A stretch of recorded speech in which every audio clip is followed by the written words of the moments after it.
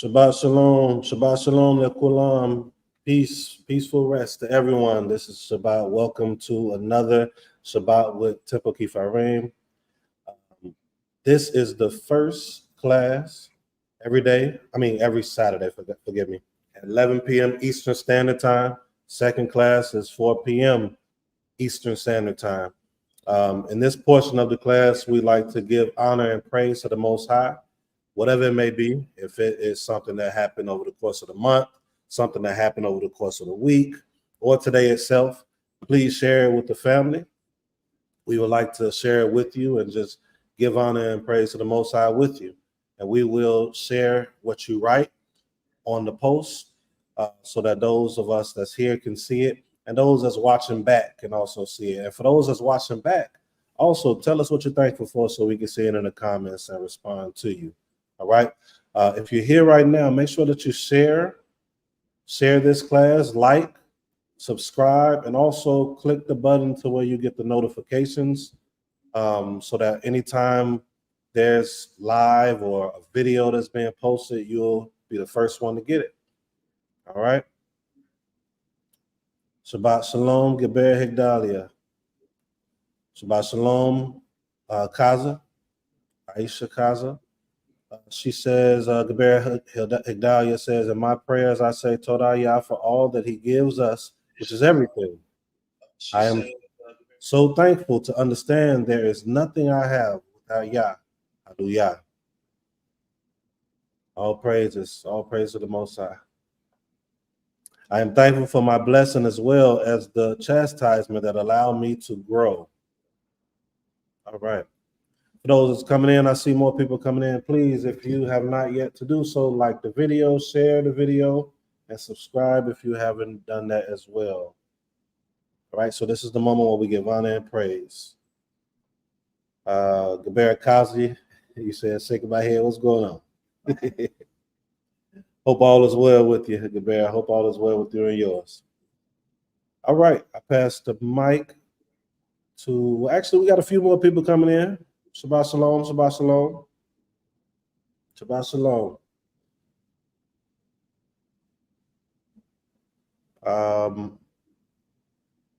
Geber Higdalia, I think she's just commenting to Nasika or Princess Madaya.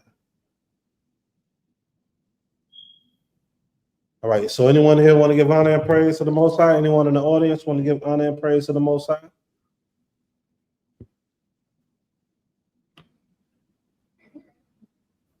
All right, I'll mute myself. You all going?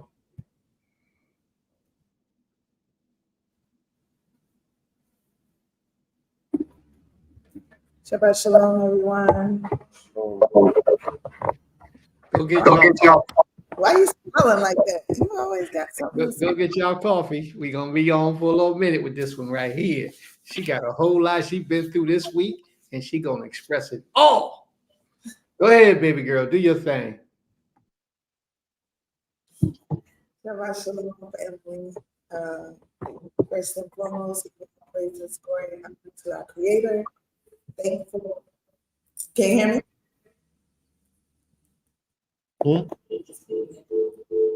You're going in and out. You were going in and out, but try it again, please. Okay. Shabbat shalom. I am so thankful for the Creator for allowing all of us, not just me, but all of us to rise up this Boker, this Yom, Hayom, to give honor, praise, and glory to Him on His day. I'm thankful that the Most High has allowed us to acknowledge Him, to know Him in our hearts, and to fulfill His law, statutes, and commandments in our actions daily. I give thanks to the Creator for my husband, who, even though we are long distance at the moment, his support, because this week has been very, very trying, emotional, and just a lot of different mental, physical, spiritual, and emotional strength and feelings going on. I'm thankful to the Creator for my Abba, who He is allowed to get well and come home with me and with my family, with all of us. to continue to heal and create a will become even stronger. I'm thankful for my Beulah family for being so supportive throughout all this time. I'm thankful for my siblings, even because we're spread apart, but I'm thankful for them and having the strength that they have to be able for us to, move forward through this process.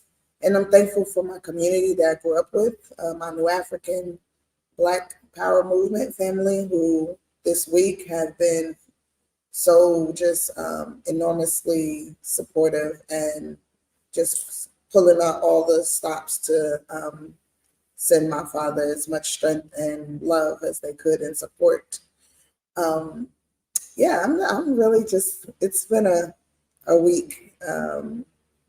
It's been a week. I'm thankful that the Most High allowed me to have another rotation around his sun and moon and stars. I am 47 and I love it. And I'm just. No. Excuse me for interrupting. How old you say you were? 47. So I am thankful for, I'm thankful that the Most High allowed me to get to this age. Because, just on my birthday, a young man who I grew up with, knowing his father and my grandfather were best friends. And he was king of a community in South Carolina called the Oyotunji African Village. And he was murdered on my birthday. He was 47 years old. His sister had mental illnesses and she stabbed him and it was fatal. And he was actually just visiting because they had an event over the weekend, but he had moved to Atlanta, but he went home to visit and, that's where he passed away. And just even saying that made me acknowledge the fact that, sometimes we just never know. I was just talking to Nasika Muna, just giving thanks because the Creator doesn't have to allow us to keep on the path that we're on. And we never know when when that path ends, because sometimes I do believe that even though the Most High, everything is the will of the Creator, but some things happen and the Most High can either continue with the path of what happened or change it for you. And sometimes people take your life without the Most High's blessing, and because of how fatal it is, He allows it to continue. So, just thinking about that, and I was explaining to Nasika how when I was very little, that was the first ever community I visited. My mom used to take us there. And she was, like I said, the king at that time was best friends with my grandfather. And when we went to that community, it looked just like the community that we live in now. It was kind of barren, like how we are. We just have our temple and a couple of places to live, and a garden. And then they had chickens running around. And that village today is so prominent. Like the young king, King Ade, who just passed, who was just murdered, he built that community up to where, like, you walk in there, you wouldn't even know it's the same as what it was back then. And so that's just beautiful to know that he stepped into the shoes of his father when he was 20. And when his father passed, he had to become king. And he took that reign, and he not only did he uplift the community and bring it to where it is, but he kept the history going. Like there's videos of him talking about how it started and just the beauty of that. And so even when I saw the news and heard it, it shattered my heart. But just thinking about all the things that he did in the 27 years of his reign, of the life that he, was king, it shows you, like, we can't take one moment for granted. As we're here building, we have to live our purpose. And he lived his purpose. And I know that he may not, wanted to be gone so early. He left, a lot of children, a lot of wives. But I also know that he was a great young man, a great leader and provider. And I just pray that the community continues to thrive. I know they're in great mourning right now, the elders, the community as a whole. His sister, who did do it with her mental, she was arrested. So we don't know the whole full, everything, but I just pray for them as a whole. And like I said, I'm thankful. And I'm thankful that my father was able to come home with us, even with the ailments that he still has, and they may be with him for the rest of his life. I pray that the Most High continues to strengthen him and strengthen us. And I just want to implore you all to just be prepared. And I don't mean emotionally, because I don't think you're ever prepared for a parent to leave or anyone, but be prepared. Like we sat in the office, we sat in the hospital, and we did his advance directive. He kept talking to me about making sure I get his power of attorney done, so that if something happens, I can make sure everything is done correctly. So that'll be something I'm working on this week. And it's like I said, it was emotional because this is watching your parents go from a strong person to seeing them in their weakest moments. It can be very humbling. It can be very humbling, and it just shows you how vulnerable and how just how sensitive life can be. And so I'm thankful, for all of it, the good and the bad. And I'm thankful for my birthday, and I'm smiling because I was surprised. I had dinner with my siblings and some of my friends, and my husband and Beulah community surprised me and with a big cake and flowers and balloons and gifts. And I was just really thankful because I don't ever really get surprised. And so they got me. And my family, what stood out to me most is how my family really was like, wow, we really like that Israelite community you're part of now. Because they've been with me. They've watched me go through different Israelite communities and around different Israelites. And they just was like, we see how much they really love you. And we're thankful that he's so sweet. We're thankful for them. And so that made me even thank the Creator, because, what we show people is what they see. And if we always show them the ugly side of who we are, then that's what they're going to know about us as a community, as a people, as the Most High's chosen.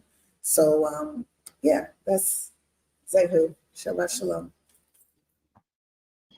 Now, that's not it. That is. You'll be back. You'll be back. I'm for sure you'll be back. Yeah, her father took us through a little scare there a little bit.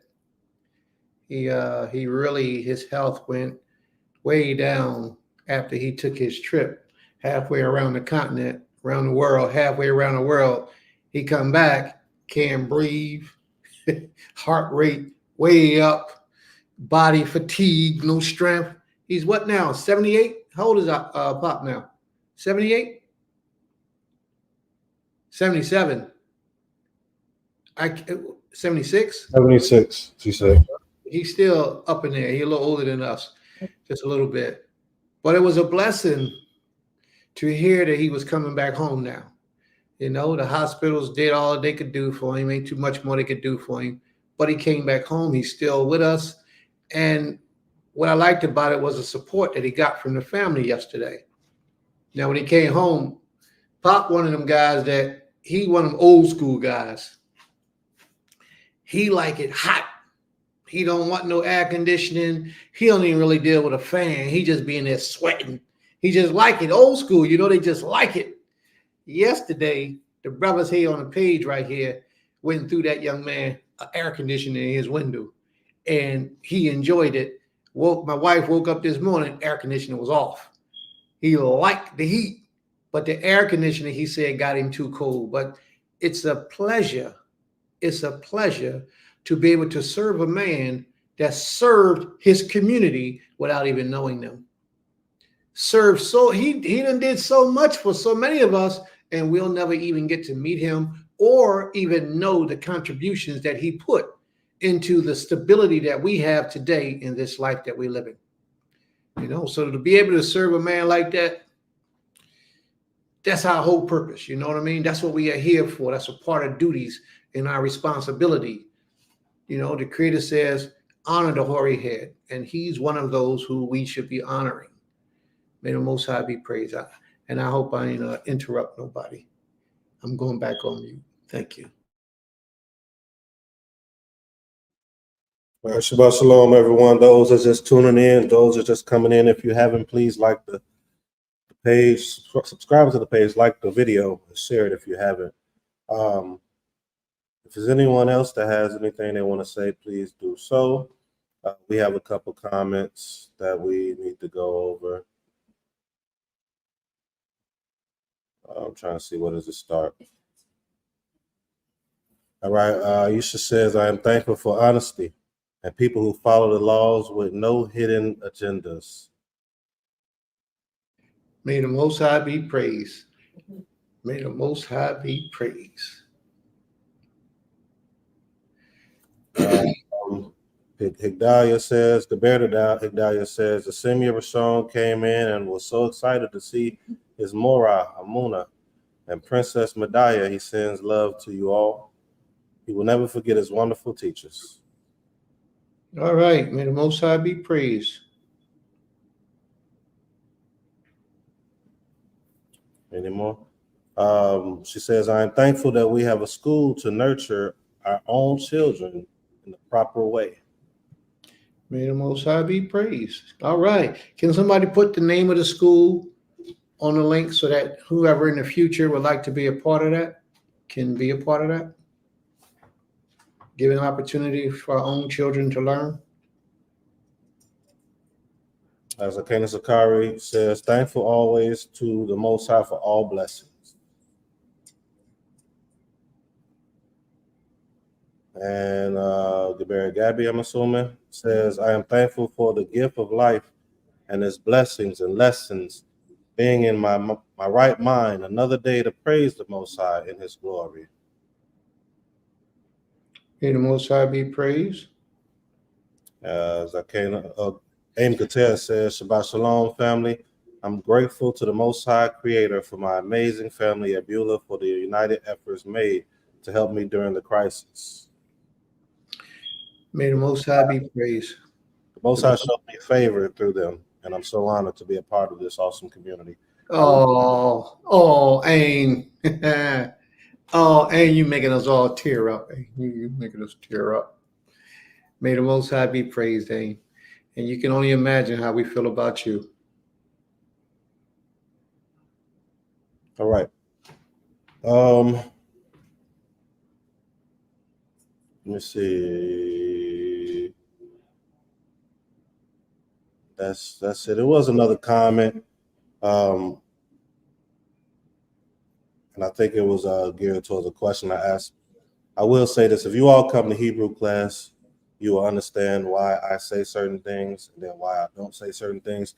And I would love to teach you all as far as when it comes to the Hebrew. So we have class on Sundays at 7:30 p.m. Eastern Standard. For the women that's interested, please contact Princess Medaya or my Isha Nasika Muna. For any of the men, you could contact me or Prince or anyone of the men that you see up on here. And then we'll kind of go through some of the things as far as language-wise and Hebraic-wise, culturally, when addressing people. You want to put the link in there? Have one of the sisters put the link in there? It's not a link. If they could contact these the individuals I mentioned, then the link comes on the day of or the day before. Okay. All right.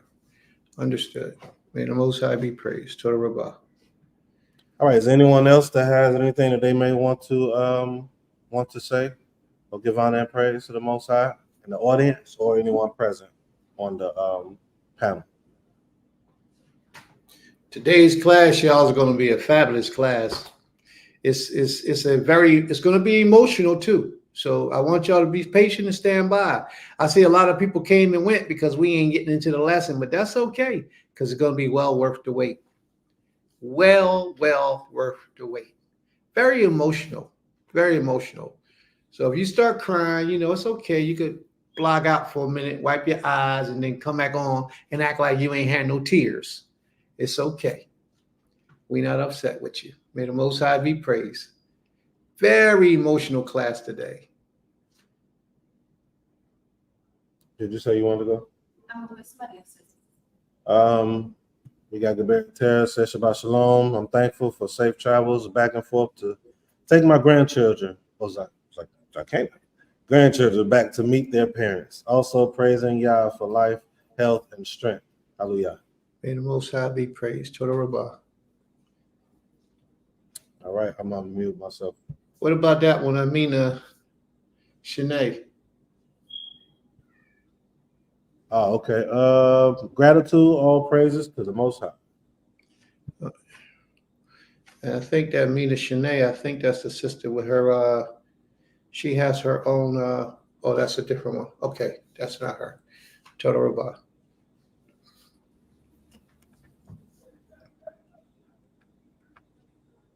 Shabbat Shalom Lekulam. I want to give praise, all praises to our Creator, to our King. Definitely grateful for another Yom of life. Grateful more specifically for another Shabbat when we get to rest and fellowship, and really take time to meditate. I think it's the freest time we have, where we're literally commanded not to work. So this is the day we have to sit down, and I'm grateful for that, because I believe if some of us didn't have this, a lot of people be working till they work their feet off. But I'm so grateful for this, Yom. I truly am. I'm grateful for my Ish. I'm definitely grateful for him leading our mishpachah, leading our family, and definitely being a protector.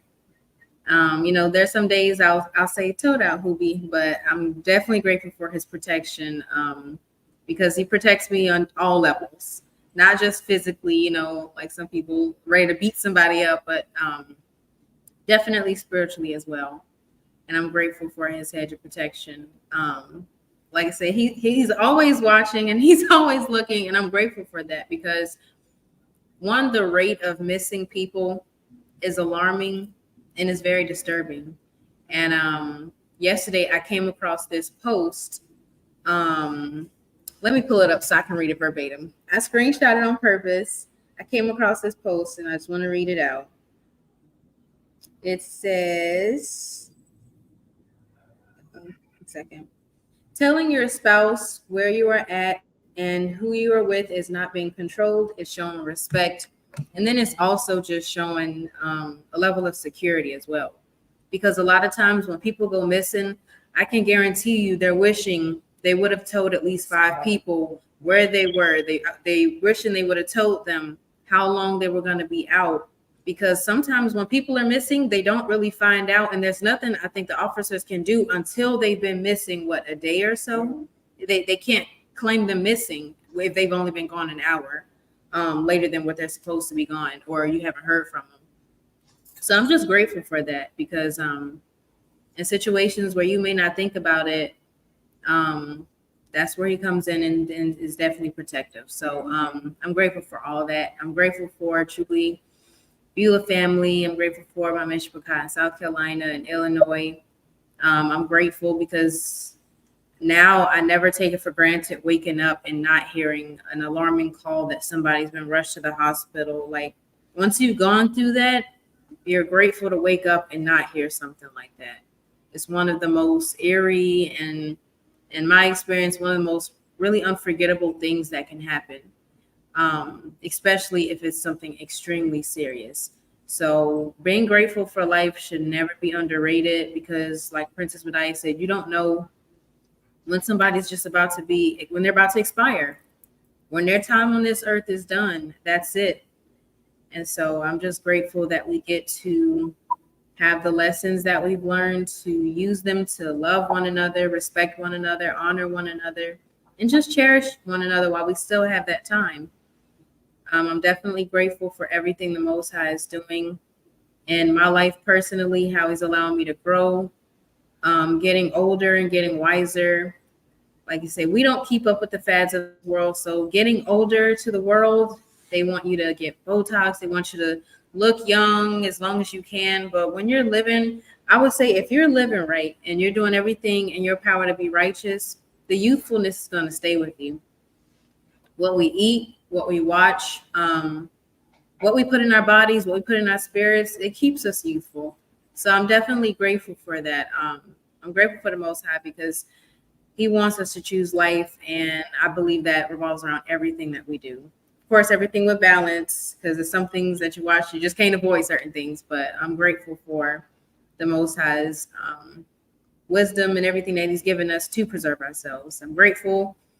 Like I said, I'm just grateful. Definitely grateful for another Yom. I'm grateful for life. I'll never take life for granted, ever. I'm grateful for the Most High's provision. I'm grateful for truly being able to live outside of the city. Living around nature, you get to appreciate nature, and you get to appreciate how to live around nature. There's one more thing I want to say. The other day, or yesterday, I was getting up, me and my Ish were getting up, and we were going to go take care of some business. And I got up, and I was going to go grab something of mine, and there was a black widow in it. Ooh. Yep, it was hidden right in there. It was a black widow. And, you know, we didn't go crazy or anything. We took our time to get it. And because they're poisonous, we had to get rid of that little fella. May its soul rest on, but we had to get rid of that fella. But for me, after that happened, I really just took some time to pray and thank the Most High, because although they say the bites are not always fatal, those are poisonous. Those are very serious little creatures, and you don't want to just, and they'll bite you if they feel threatened. And I'm just grateful that the Most High spared me that. I'm grateful that I even took the time just to look before putting my hand in something. I mean, it's mine. I should have, I just regularly do that, but just someone told me just to look and take my time. And if I wouldn't have done that, it was right on top. Most likely I would have been bitten because it would have felt threatened. And I'm grateful for the Most High sparing me that. I truly am. Yeah, and you never know what the Most High will spare you from. So I'm grateful for that. Shalom Lakulam. Zehu. May the Most High be praised. That's deep. Where was that spider at? In her clothes. On her clothes? In the bag of clothes that we were going to wash. Whoa. On top of it, though, like right on top of the clothes, not within it. But Oh, okay. I mean, that's still bad, but I thought, even if it was inside, I mean, it's just a blessing from the Most High. That's all, His protection. That's why you live the way you live, so He can continue to protect you when you don't know and don't see. So may the Most High be praised. Toda Rabbah. So the sister I was speaking about earlier, Che Hems, was a sister that I was speaking about. She has her own platform, and she's also on, she does a lot of things on Instagram. Any of y'all who have the opportunity, you should befriend her. And when she does her live speakings, and she Hebrew as well, but she speaks about a lot of the events, like things that we speak about, and basically stays focused on relationships, how to repair them, some of the troubles that you're dealing with in relationships. I think she would be a good contact for a lot of people to connect with on social media. So sis, if you're listening, could you put up your social media name just so they'll have your social media name? I mean, your Instagram name and your, what is that, TikTok stuff, so they can also go there to support you. So it's a blessing. And we have some more other people that commented.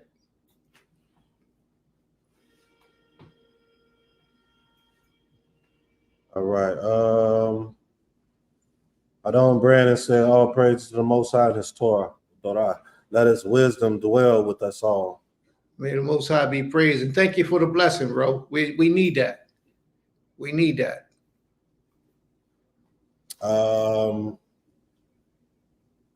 There's one above that, but yeah, no, that's fine. The Bear Gabby says, it's me who would still be working if keeping the Shabbat Yom wasn't law. So thankful for my rest day.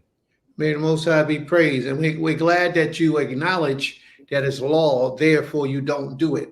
So many of us know it's law and we still do what we want to do.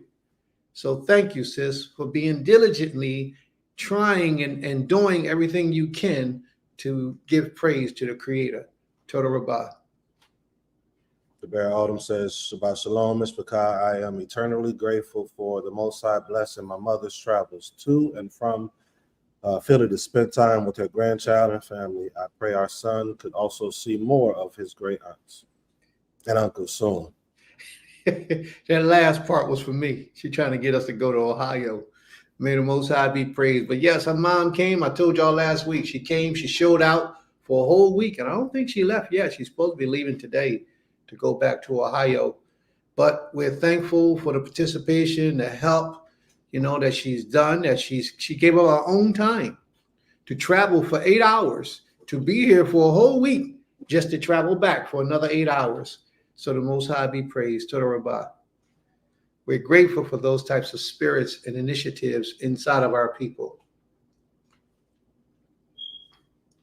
All right. And the rest of the comments is just giving information of the social media platforms that the Bear or Aim Patel just responded to my Ishai. All right. Adon Dezante, did you have anything you may want to say? Kane, are you able to hear me? Okay. Shabbat Shalom, everyone. Shabbat Shalom. Princess, Asik Amuna, Nasik Rashi, Shama, Abba. Can't hear me? Yeah, you just a little low. Okay. Let me get a little closer. But today I don't really have much words. I just want to say that I'm eternally grateful to the Creator.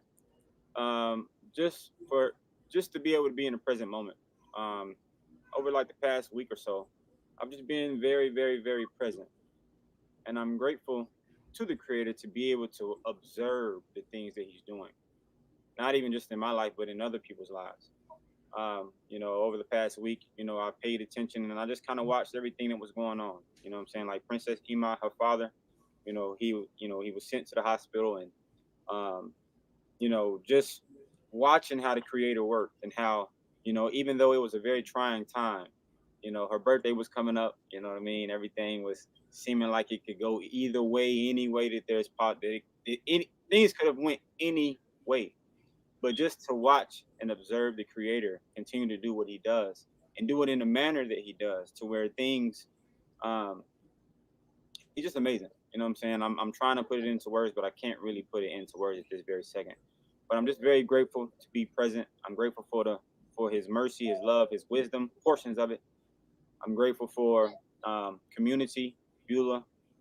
And I'm just thankful just to be present. I'm thankful for the time that I've spent with my children, that I will continue to spend with my children. I'm grateful for the things that I'm learning. And yeah, I'm just present. You know what I mean? I'm just thankful. Like I said, I'm thankful for everything. I could name everything down the list, but I'm just thankful for everything. I'm just specifically thankful just to be able to observe just what the Creator is doing, to understand His ways a little bit more, to continue to work on myself in the areas that I need to work on, thankful for my family. Yeah, I'm just thankful today. So I'm just present, continuing to watch the Creator do what He does, continuing to work on myself and become the best version of myself. And yeah, I think it's important just to observe sometimes and just be in that present moment and just allow the Creator to be the Creator. You know what I mean?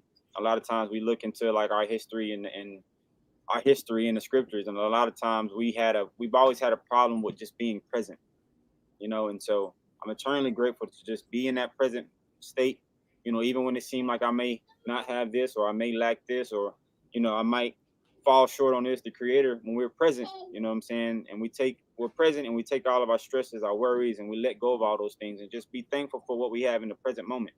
He's going to always come through in any situation it is that we're going through. He will, so yeah, I'm thankful to be present. I'm not going to be long-winded, but yeah, I'm just very, very present today. So I'm grateful. All right. May the Most High be praised. Toda Rabbah. And we're thankful to have your presence. We're thankful to have your presence. Ima, did you say you wanted to say something, Ima? I knew you had some more to go. I knew you wasn't done. I knew it. See, I know you. Husbands, know your wives.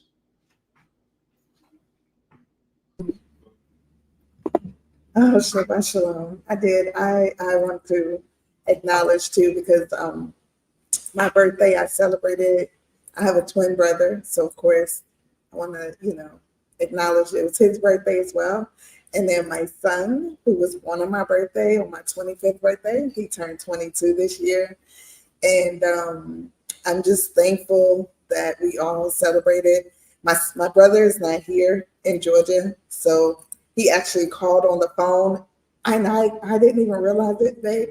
When Zakaria walked in with the surprise, I was on the phone with my twin brother. That's why I was like trying to like hear what he was saying and be like, oh my God, what's happening? And so that was really beautiful. And then of course my son was there at the dinner because my family celebrated us together. It's weird because some years I'd be like, dang, I just want to do a birthday by myself, but I wasn't born by myself. And then I had my son on my birthday, and my husband's youngest daughter is born on my birthday. So happy birthday to Sky. So yeah, like I've had to share this day forever, but I'm thankful though, because it's something special about it. It's something special to be able to share your day with so many, and so many that are close like this to you. And as Brother Zante said, or Beta Zante said, yeah, that was emotional because I was sitting there like, okay, this is my birthday weekend. And I don't want this to be my memory of my birthday. My father, if he had, well, I mean, if it's the will of the Creator, but it wasn't what I wanted, just being honest and clear. And so I didn't want that to be a birthday memory for any of us. And so I'm thankful and I'm grateful to my son because the first day we was at the hospital, he made his way up there. He took Uber, bus, whatever he did. No, he was going to, and then my sister picked him up, and just him checking on his grandfather, and even throughout the week calling and seeing. And the night he was going to spend the night with my dad, that's when he was discharged. And I definitely, because I said that, I definitely want to acknowledge how blessed I feel my father is. My family as a whole, not one night that I have to spend the night at the hospital. The first night, they told me I couldn't spend the night because he had a shared room. And as soon as they said he was going to have a shared room, my husband's on the phone like, what? Give him his own room. He deserves his own room. And I was just like, babe, they don't have an extra room. He was like, kick somebody out their room and give him his room. They can share a room. He got it. Yes, the very that night, Friday night, my nephew spent the night. And then during the day, I went to go do something. I forget what I had to do. And my nephew called me and was like, Auntie, they're switching his rooms. They're giving him his own room. And I was like, okay, great. And I called my husband, like, yeah, he got his own room. It's about you gotta know powerful people. You pick up that phone and get my father. What? And they move. And so, but every night, a young brother at that, came to the hospital. We put the call out, like when I put the post up about my dad's health failing, people were texting like, what do y'all need? And I was like, and I knew a couple of them who loved my father like he's theirs. And they were like, whatever night I need to spend the night, I'm there. And every night someone was there. A young man was there to spend the night and watch over my father and make sure that they were not doing anything wrong. They were like giving me updates, like this would happen throughout the night. And then throughout the day, my sister would come so I could get a break. My cousin came a couple of times so I could get a break and attend the things that I need to handle over last weekend with the sisters brunch and everything. So I was just thankful, like I said earlier, for all the love from the family and everybody. But it just really showed me, like, as a man, you have to be a great example, because those young men didn't have to take away from being with their families. You know, they was with their wives or children to come and spend the night with my father and watch over him and stand guard, you know. And just a funny story about my dad. My dad does not, when he's done with it. One of the young brothers who spent the night, his name is Chosen. One time my dad was hospitalized in another hospital years ago with kidney failure. And they was doing something wrong with my dad.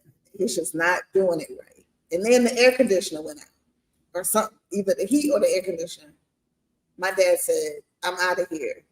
Before we knew it, him and Chosen was out. He checked himself out that hospital. I was like, they're not about to kill me up in here. And the day we were checked out, the day they told us we were being discharged, Thursday, they came and told us early. So my dad was, you know, getting his mind prepared for it. So it started to get longer and longer. And he was like, I'm ready to go. And I'm just laughing because my father, when he gets, you know, older people, they get frustrated. They don't care what they saying, what they saying.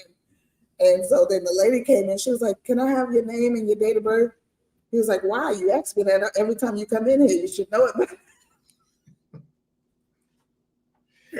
And I was sitting there like, oh my gosh, they're going to be like, look at this old man. He was like, no, I'm just going to be annoying as I can until y'all let me out. Babe, you talking like you on a phone call right now with us. I'm sorry. All right. I mean, like you waiting for us to say something so you can say the next part, then we say something, then you say the next part. Come on, baby girl, you're giving thanks to the Creator. Go ahead, do your thing.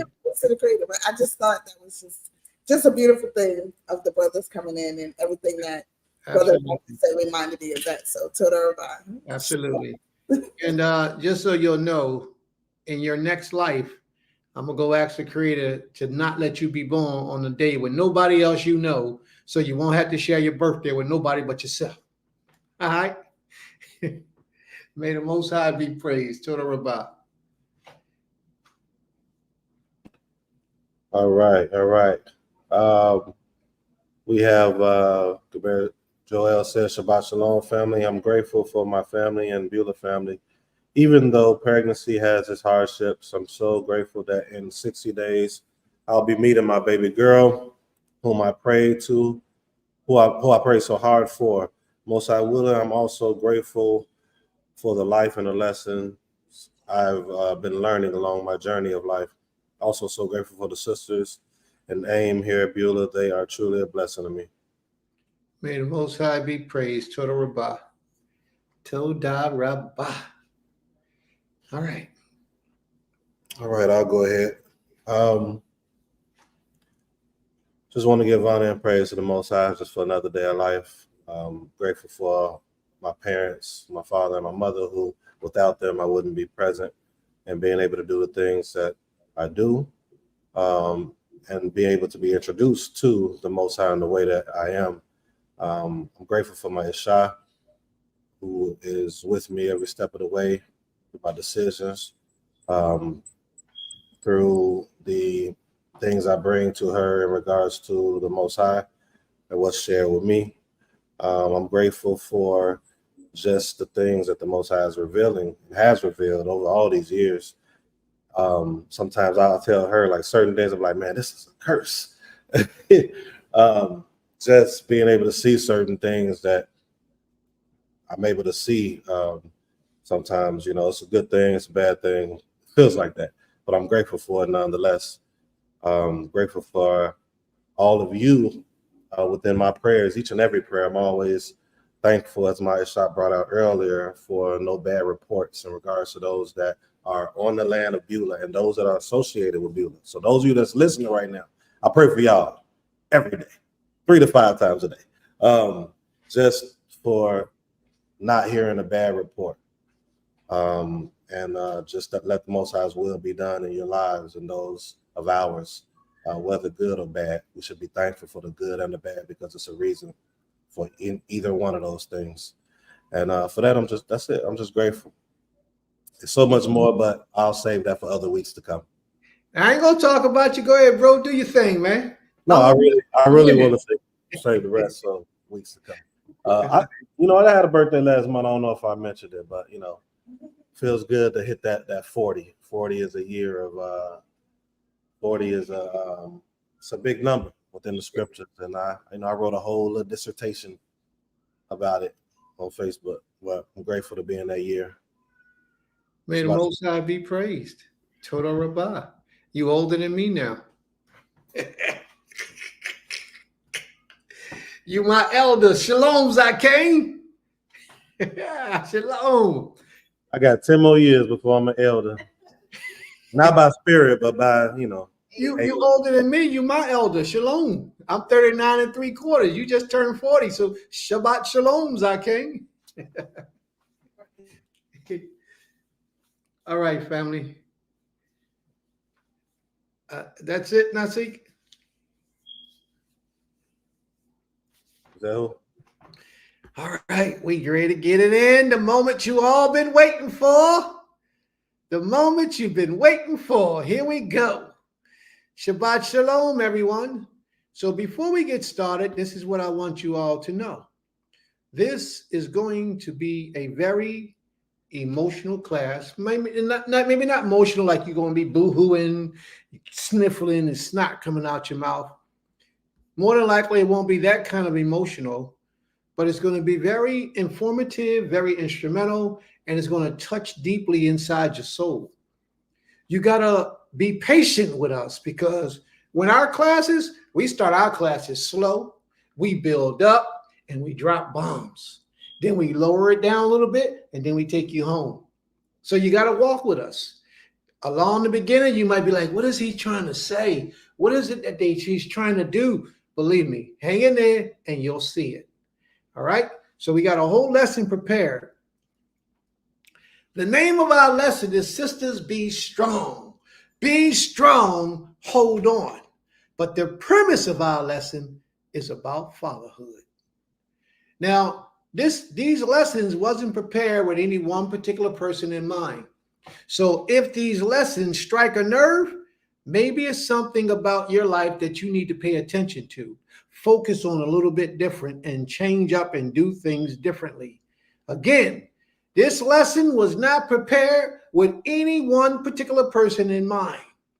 So if something in this presentation strikes a nerve, hits you hard, uppercut you and knock your head back like that, just pay attention. Because it's something about your life or your fatherhood that just ain't right. Or maybe you need to make some adjustments somewhere to spruce it up and better it.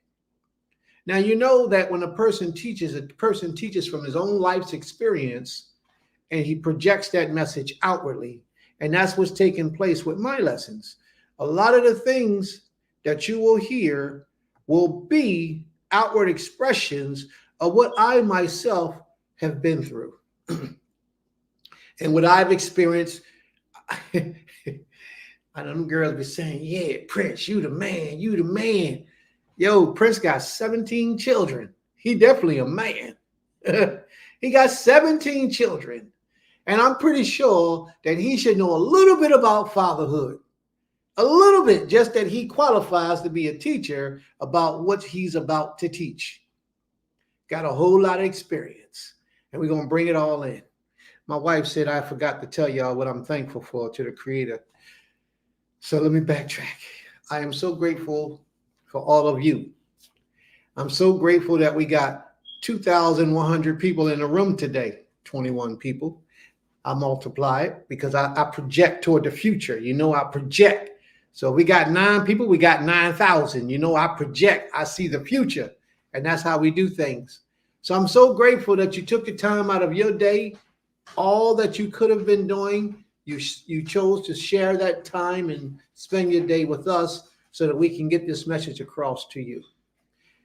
Another thing I'm thankful for, I got a call the other day from one of my children that I hadn't seen in 3-4 years, maybe 3 years. I haven't seen her maybe about 3 years. I got 5 children of her siblings, direct siblings. and they all ran away. They ran and went to live with their mother. They was living with me by myself when they were younger. They got up three years ago, and she was waiting outside in the car waiting for them, and they ran across the lawn and jumped in the car and left. And then I used to go visit them, pick them up, take them places, do things with them. And then one day, and this will all tie into my lesson. And then one day I started getting text messages that I ain't never did nothing for them. You ain't never did this, you ain't never did that, and you this and you that, and all types of things. And that day started the demise of our relationship. And I hadn't seen my children in about 3 years.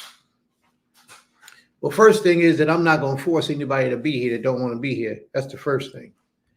And the second thing is, women, you got to be real careful of the influence that you have on your children. So anyway, I got my call the other day.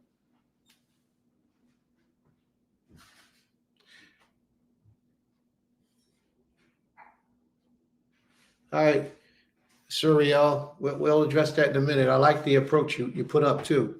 I got a call the other day from one of those 5 children, crying, a frantic call, crying. And, I always knew that when they got a little older, they would let me know, they would reach out and do the right thing, so we can build this relationship. So she's 17 now. And she called me crying, Abba, you got to come get me. You got to come get me. So I did what I had to do. And when I finally went and got her, we sat down, we talked, and the relationship hasn't ceased since that day. Now, that might have been a week ago almost, maybe about 4 or 5 days ago. And every day since then, the relationship has just gotten bigger and bigger and better and stronger. But the proof is in the pudding, Time is the true teller of all things.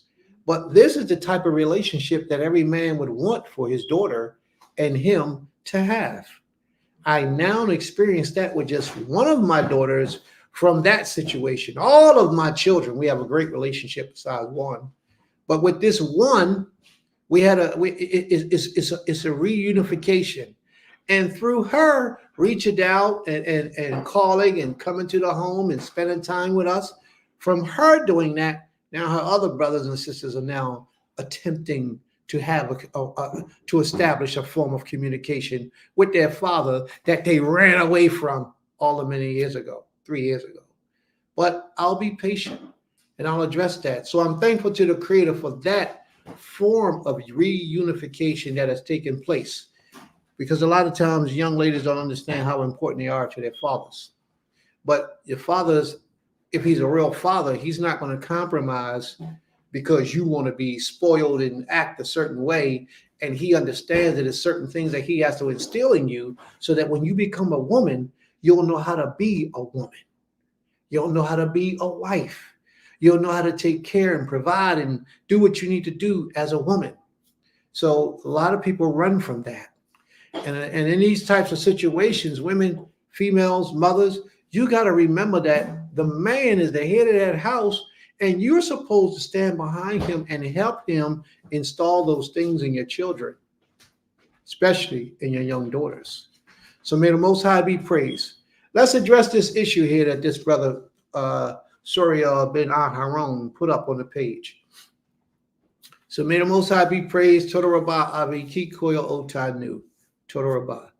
Suriel getting into the lesson ahead of time. I like that. He ready to jump into the lesson ahead of time. Let's see what he got to say. How can a man be a father by definition when he is not a man first? No male can be a man in another man's house. Women make all the executive decisions.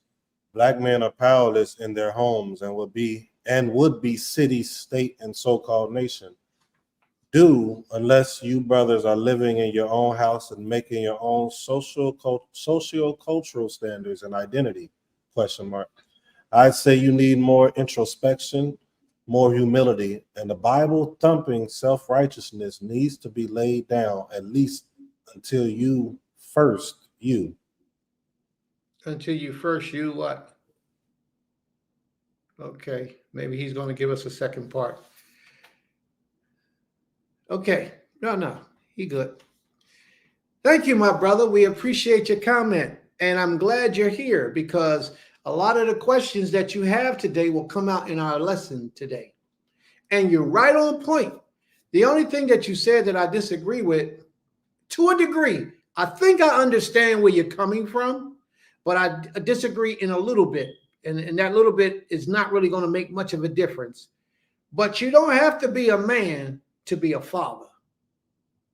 Or should I say, yeah, you don't have to be a man to be a father, because manhood envelops fatherhood even if you don't have children. Manhood covers all that father thing. So you don't have to be a man to be a father. We got a lot of males that's 40 and 50 years old that have not become men yet, but they got children. That makes them a father. Because they have children, they have birth children, that makes them a father, but that does not make them a man. So we got to understand that there's a difference between a father and a man doesn't have to necessarily be a father. And definitely a father doesn't make you a man. So we got to clear that up. But with that little exception, and that's where we at. The other thing you mentioned in your comment, you said women make all the executive decisions in the home. And you're right. Even when a lot of the men are in the household, women still make a lot of those executive decisions. It's the culture that we're living in that we're find ourselves entrapped and in slavery to today that allows that and make that possible, because they take the mind of a real man and make him a boy. They infeminize him and make him dependent upon the woman for his survival. And that's why the woman has the portion of executive decision makings in a lot of homes today. He says black men are powerless in their homes, and we would be cities, states, and so-called nations. A lot of black men are powerless in their homes because they're not men. A lot of black males are powerless because they're not men. But a man is going to demand power or he won't have a home. He's going to demand order, structure, and discipline or he won't have a home. She can't live here. She ain't no ruling this over here. Don't go that way. She got to go find somebody else to do that with. And when you got something, you got a female, and I got to just give it to you like I understand it to be. When you got a female who would go to the authorities on her husband, she's not a wife. And if your wife, your female, your woman ever called the police on you for anything other than to try to save your life and say you're mistreating them, and I'm talking about evil and wickedness. And I'm not talking about you knocking her upside her head, because if you got that kind of problem, you don't need a wife. I'm not speaking of anything like that. What I'm speaking of is because you putting down laws and disciplines in your home and she feels she want to get the authorities involved, then you need to get rid of her. She don't need to be a wife. She has no mental fortitude to be a part of this great nation, because we just had an incident just the other day with a young lady who called the police because she had an intruder. She thought it was an intruder inside her house. They ended up killing her. 9 times out of 10, when the Europeans are called on the black man, there's problems. And you, as the black man that they're being called on, could end up losing your life. Every woman should understand that, especially with the society that we're living in today. There are other ways and other directives that you should take if you're having serious issues with your husband and he's trying to rule his home and you just feel like this is not what I want to happen. And if you are a wife, you have to understand that he is the king in his house. And what the king says is what goes. But that story right there about, having problems and women calling authorities, the police on their husbands, that's for another conversation for another day. But I'm telling you, brothers, if a woman ever called the police on you because of the way that you run in your home outside of you putting your hands on her, then that's a problem. And you don't need a woman like that in your life. You will never develop, never grow, never mature as long as you allow those type of things to take place. So let's move on. And I do agree with the part that a man should be living in his own home. Absolutely. So let's get started, family. Are there any questions before we get started? Okay. I didn't think so. Let's go.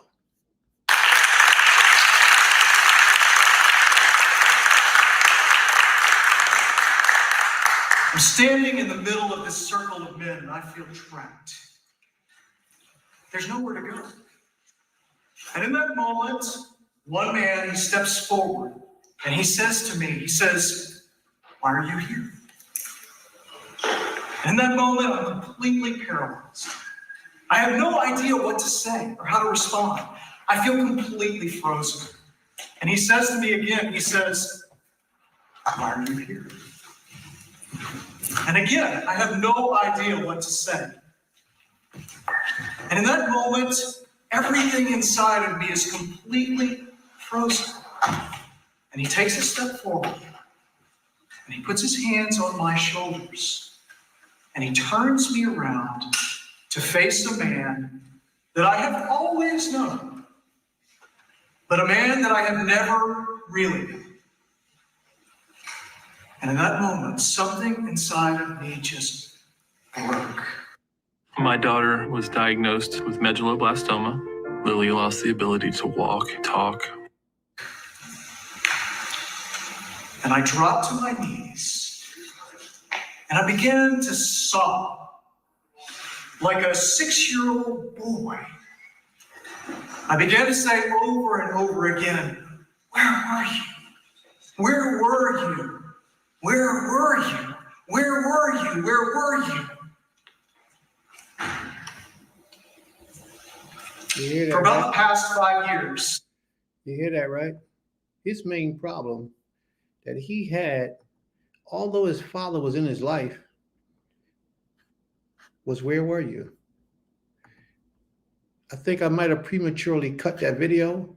So let me finish because there's another important part that I need to cover. I have been researching fatherhood. So even though my work started about 5 years ago, it's actually been going on a long, long time. I think my work around fathering began back when I was a little boy. You see, I grew up with a father that was my everyday hero. There were moments where I felt a connection to him, moments where I felt like my dad was the safe person for me in my life. Moments when he would take me to a sporting event or coach a team of mine. Moments where I really felt connected to my dad. And then, when I was about 15 years old, my parents, they separated. And my mother, who had an alcohol and prescription drug habit, and my dad, who worked an awful lot, they split. And something inside of me split too. I felt betrayed. Because the man that was my hero was all of a sudden. That's the part that I wanted to cover. You see how he said that when his parents broke up, they split, something inside of him split also. And oftentimes we don't realize the damage, men, males, however you operate. Oftentimes we don't realize the damage that we do to our children by not being in their lives, by not actively participating in their lives. Another thing that we do as males, we make up excuses why we're not present in our children's lives. So what? She got up and she left. So what? Because so she give you a hard time of seeing them. So what? What do you do in your spare time to try to reach out and to develop the minds of that child? Now, I'm not talking about those who live hundreds and hundreds of miles from their children. You know, you can only do the best you can when those types of situations, but there's a lot of us who our children live right down the street and we don't go see. They live right in the same city with us and we don't go see. I'm not talking about those fathers who just completely walked away. because that's another situation for another day. I'm not even speaking about those individuals. I'm talking about those who know and we are aware that these are our children and they're available and readily accessible to us, but yet we choose to stay out of their lives. We made them. We brought them into this existence. We should actively engage with them. In spite of us having a hard woman to work with, take her to court. In spite of us having a hard woman to work with, we have to do everything we can to try to put energy into being in that child's life. Now, if the child rejects you, that's a different story. If the child, like my children, they got up, packed the pew, and they ran to go be with their mother because they thought that life was better. That's okay. You got to let them get to a time when they realize that life ain't so great over here. I need my father. They'll return.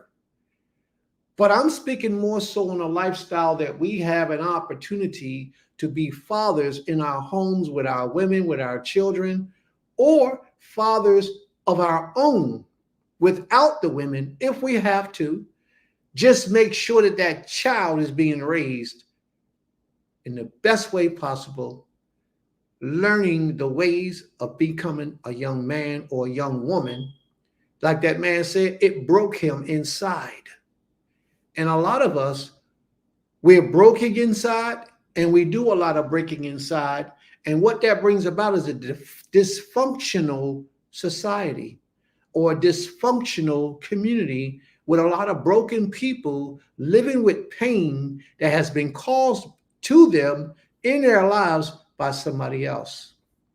And a lot of us never get the treatment that we really need in order for us to be cured of that brokenness. So therefore, we grow up imitating and emulating what we've learned from others, and we project that upon everybody in our lives that meet that criteria. For example, if your father was a halfway participant person in your life, you grow up with that stigma in your mind, you most oftentimes will be a halfway participant person in the lives of your children. Whether you with the mother or without the mother. A lot of times what we do is we make up excuses. Oh, I got to work. I got to go get the money so I can provide for them. That's a lot of the excuses that we make. A lot of times we get the excuse and we say that these children are hard-headed. They don't listen. If they don't listen, it's because you raised them and you're not teaching them properly, or something else is going on in your life that's not causing your children to respect you. Might be what my brother said, and the woman is really running the house. It might be what my brother Suriel said. The women are the executives. They make the executive decisions in the home. There are a lot of men right now, a lot of males, I have to say. Can't call them men. I have to say males. There are a lot of males right now in a broken home, and yet they both live in the same home. The women, the husband and the wife, and the children, they all live in that same home, but yet the children look to the woman for guidance and for leadership. If Abba says she can't, the child can't do something, they say, well, my mommy, Ima, said I could. And they do it. They do it.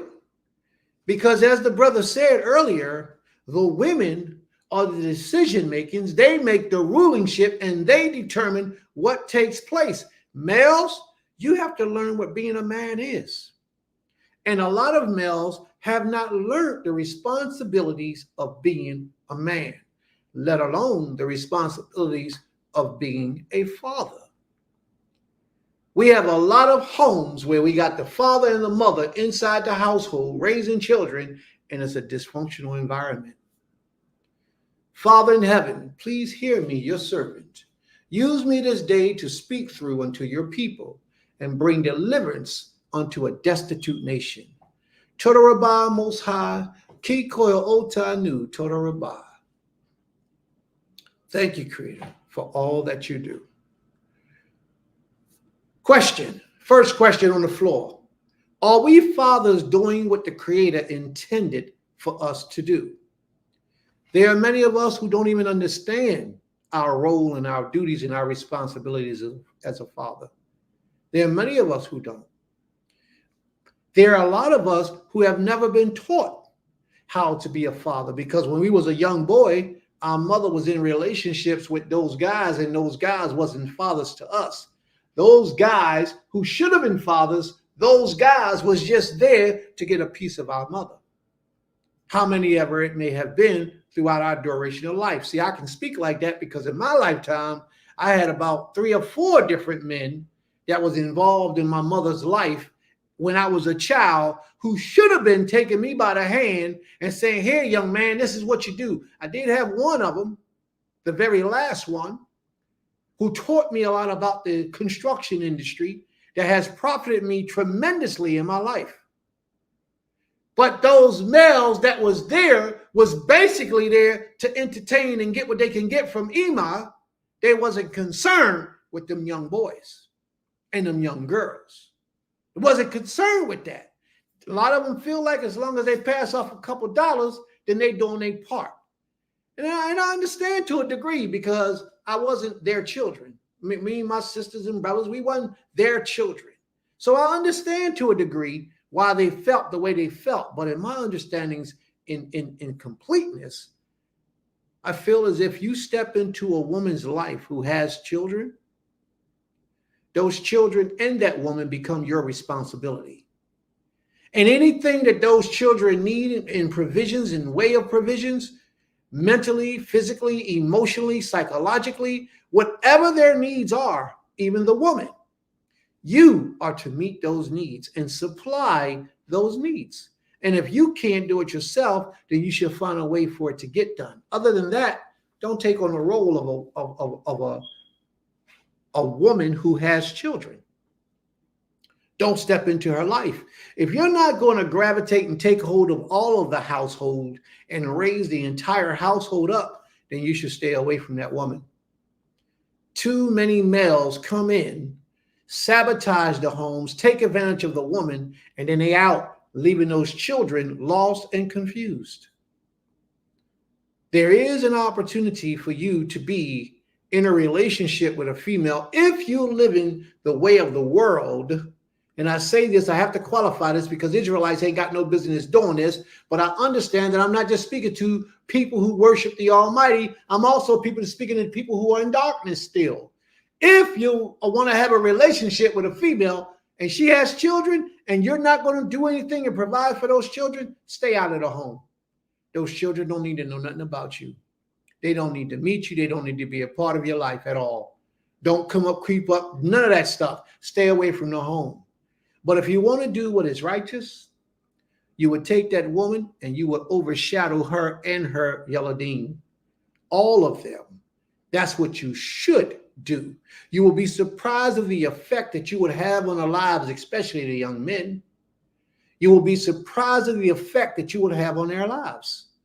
And a lot of males, and sorry to say this part, family, but this also affects children. A lot of males today will go into a woman's home, do what they're doing with the woman, and pretend to be a stepdaddy to the children, and then get some alone time with the little girls and do nasty things to them.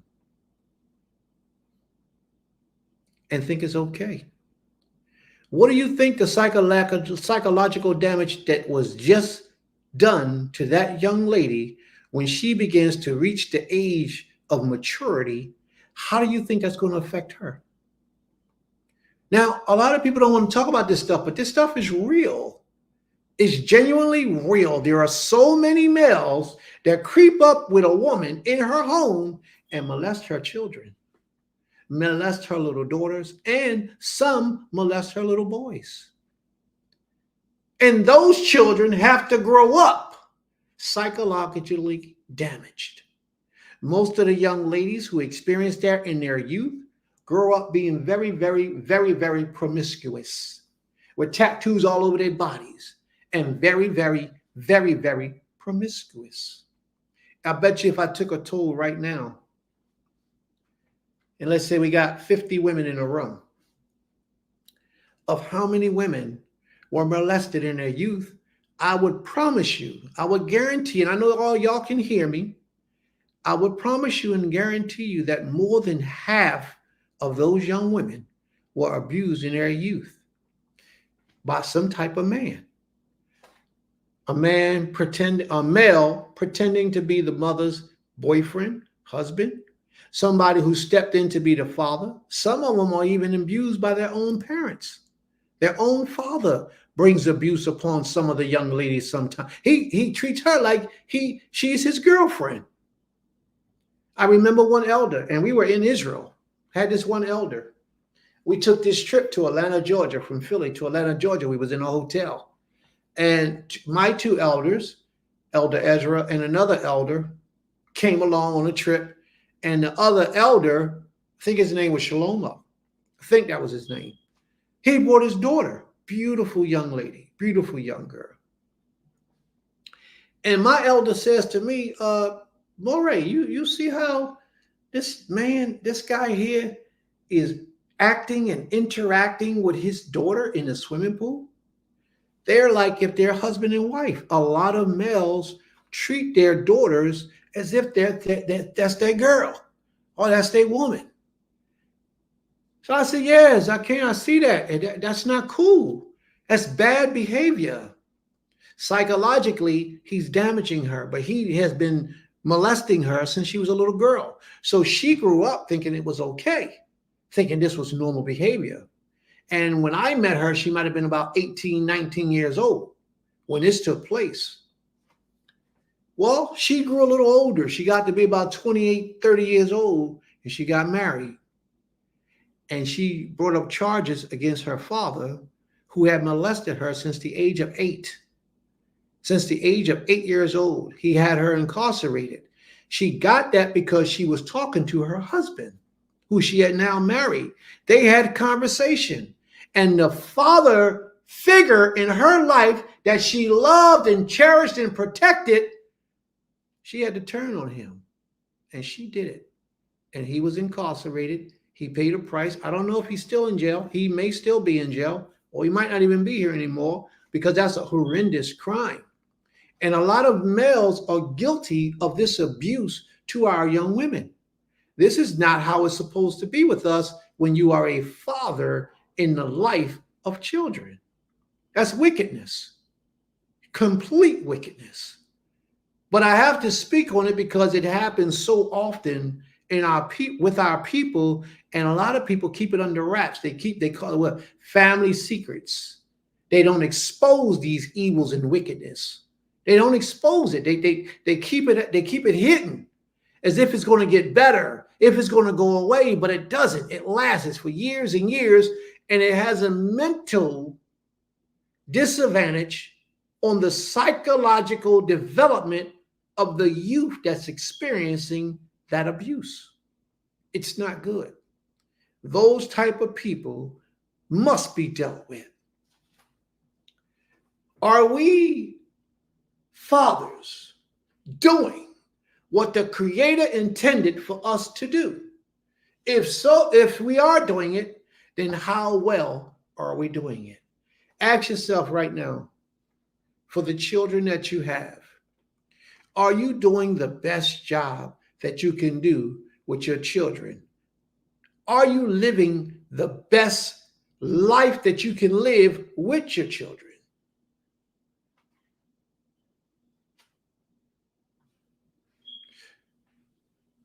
Usually what happens when a male is not doing his best, he make up excuses as to why he's not doing his best. He says, well, I could do better if. I could do better if. And we got to take that if out of the equation, and we just have to do better.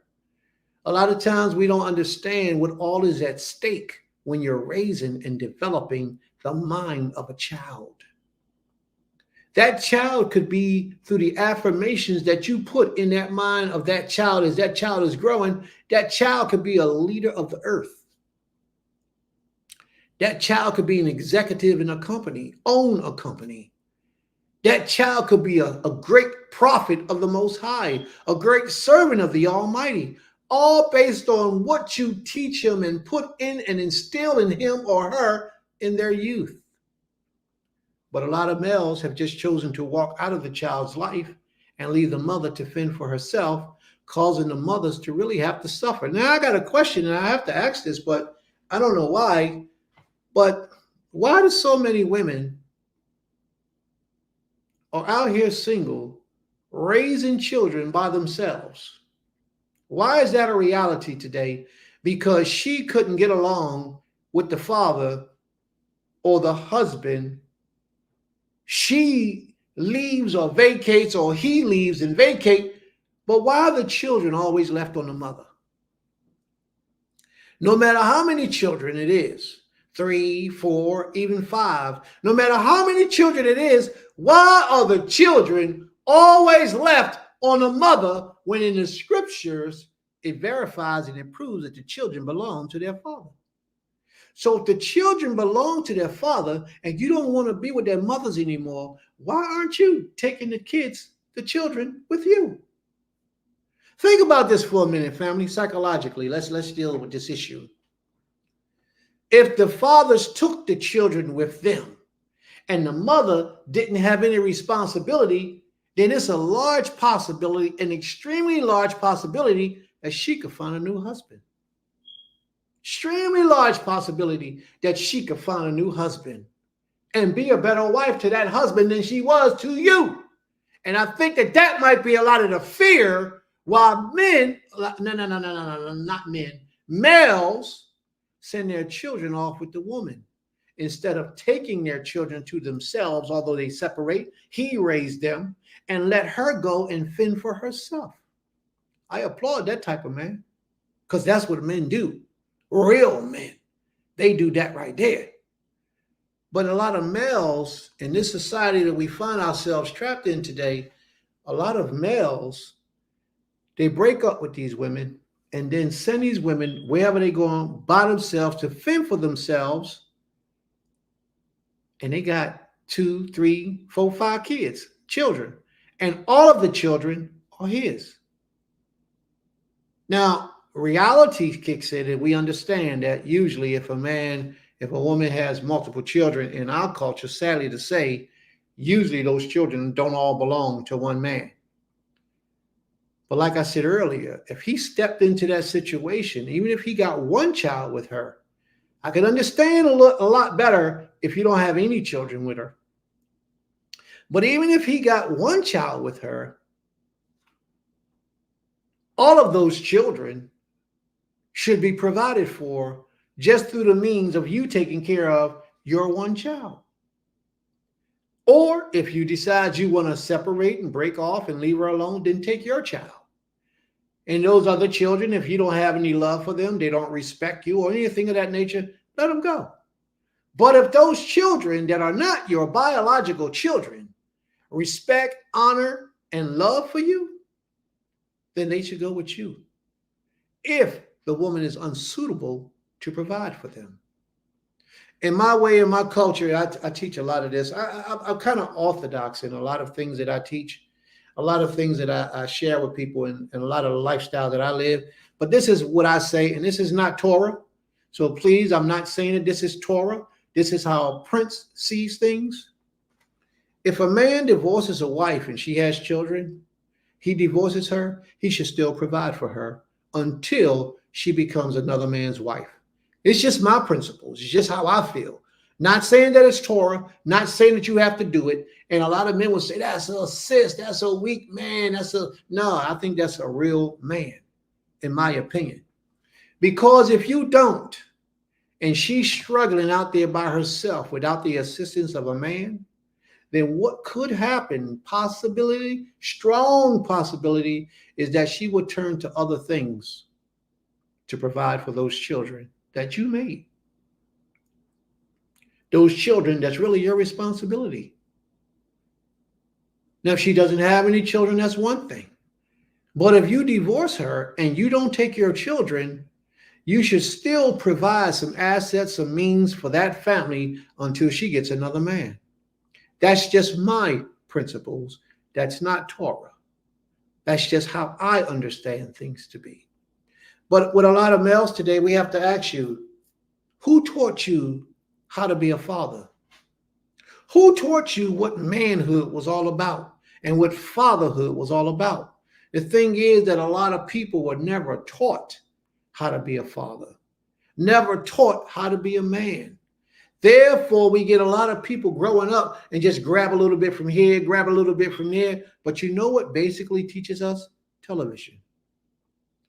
Television teaches so many of us how to come into our adult age and how we're supposed to act, how we're supposed to treat people. And we gravitate toward that because no man has set us down. Neither has there been a good role model of a man in our lives, because your daddy left at a young age.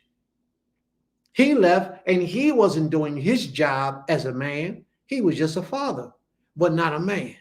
There's a difference. There's a distinction between that, because a lot of people can be 30 and 40 years old and never reach the maturity of a man, but yet they're fathers. And then there's a lot of people that can be 25 years old and be in their full manhood and moving in a manly spirit and ain't got no children. So these things are very possible, but we have to figure out where we are in this understanding of things. So one portion I want to talk about is the role, responsibilities, and duties of men, because I need the males to see psychologically the roles that they play in the lives of children that they're leaving behind. A lot of the children that they just kick to the side.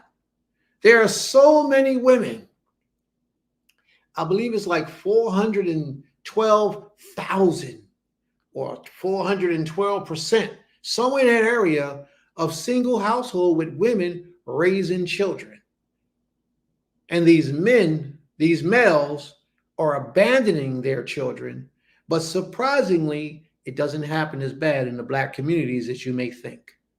So let's watch this portion here and let's see what it brings us. My father was a child of his generation. I remember he was around, but very absent. He was around quite a bit.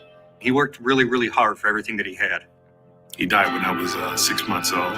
He was one of those dads that didn't express outwardly in words very much. We never had a close relationship, never did anything together specifically.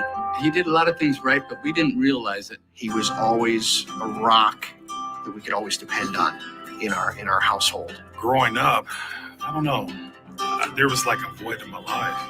We would just throw the football back and forth. He would teach me how to like throw a spiral. It's one of my fondest memories. He worked almost 80 hours a week for 15 odd years. So I didn't really get to spend a whole lot of time with my dad. I was always craving his approval. Just he's not the most verbal person. He's not the most social person, so. He never said it. Always thinking that, well, because I give you the necessities of life, you should know it by osmosis. My mother was primarily the one who gave me advice. And I remember actually one night like watching him hit my mom, and that's the last time that I really remember him being around. And when I was 12, I found out that I was the product of an affair. My sense of person and who I was kind of ripped away from me. I had, I guess, anger issues when I was younger. I never had a father, so I just kind of had to figure stuff out on my own. I didn't realize until recently that was all rooted in my father being absent. So I definitely believe it affected my ability to raise my children in that aspect. When I had children, I really wanted to be a good dad. I don't think anybody has the manual on fatherhood or really what to do. Once I was born, I just felt free. I worked hard at not disappointing them, even though I did. Luckily, I had a very good example to follow. But so many times we get off track and we don't follow that example. So I'm actually really excited to have kids so I can fulfill that role. We have a wonderful family where we're really involved and communicate well with each other. The strength lies in being transparent. Be there, be honest, and be the type of person you would want your son to grow up to be. It's not always being a really great provider, but it's really about spending time. When you don't feel like doing what they want to do it anyway. Be creative and give them a challenge. The biggest thing I take away is being there counts.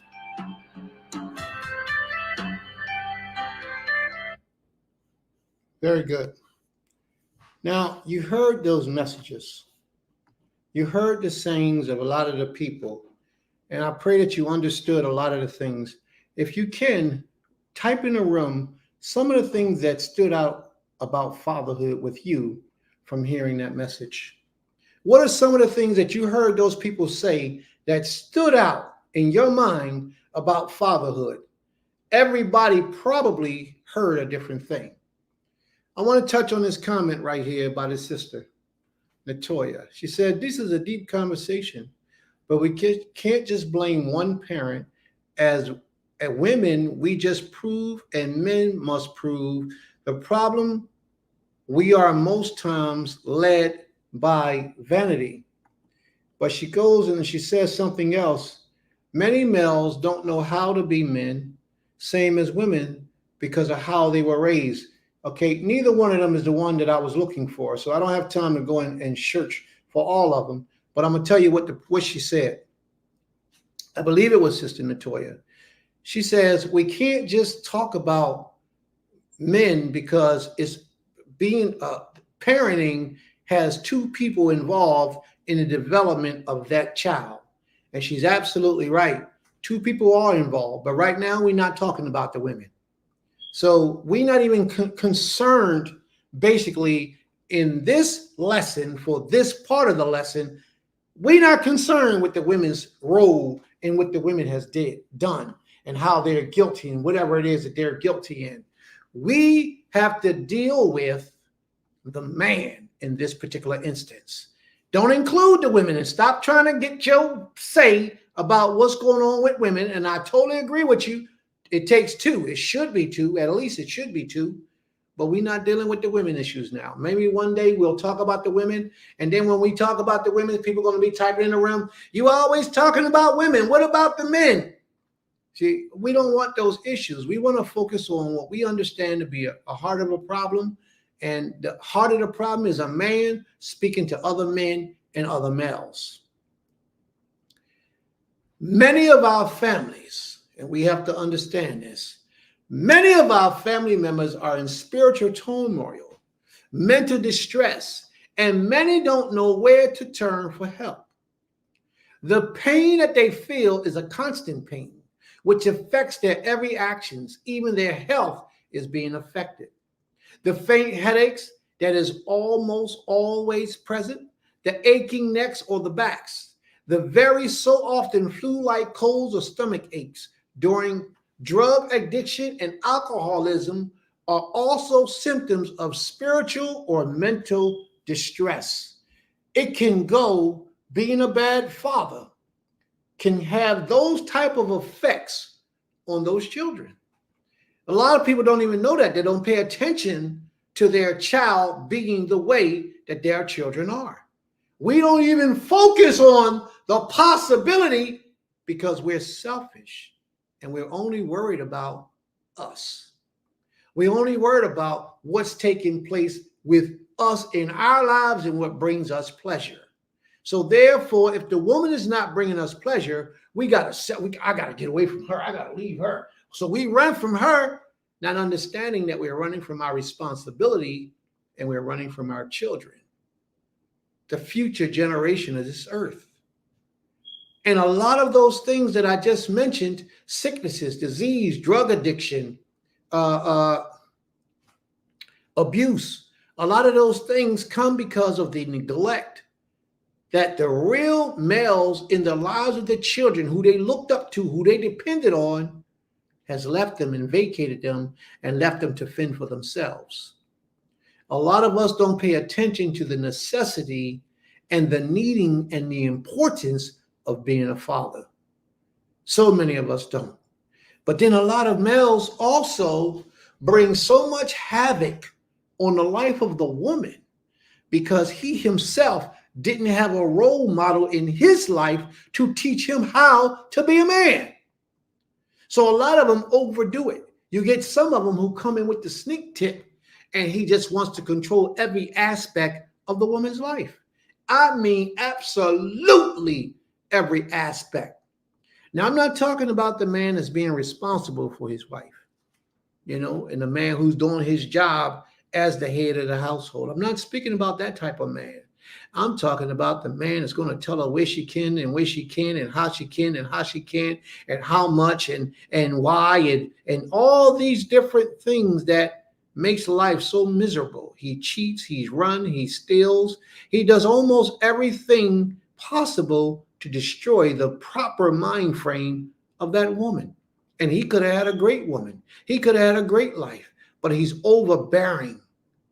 Everything about him is overbearing. And I'm not even talking about a provider. I'm talking about somebody that they might be going 50-50 on their bills, their utilities, and all those things, and 50-50 on the raising of the homes. And he's not that type of man that's going to be standing up to the top and be dominant in every way complete over his home. He's just a fraction of that.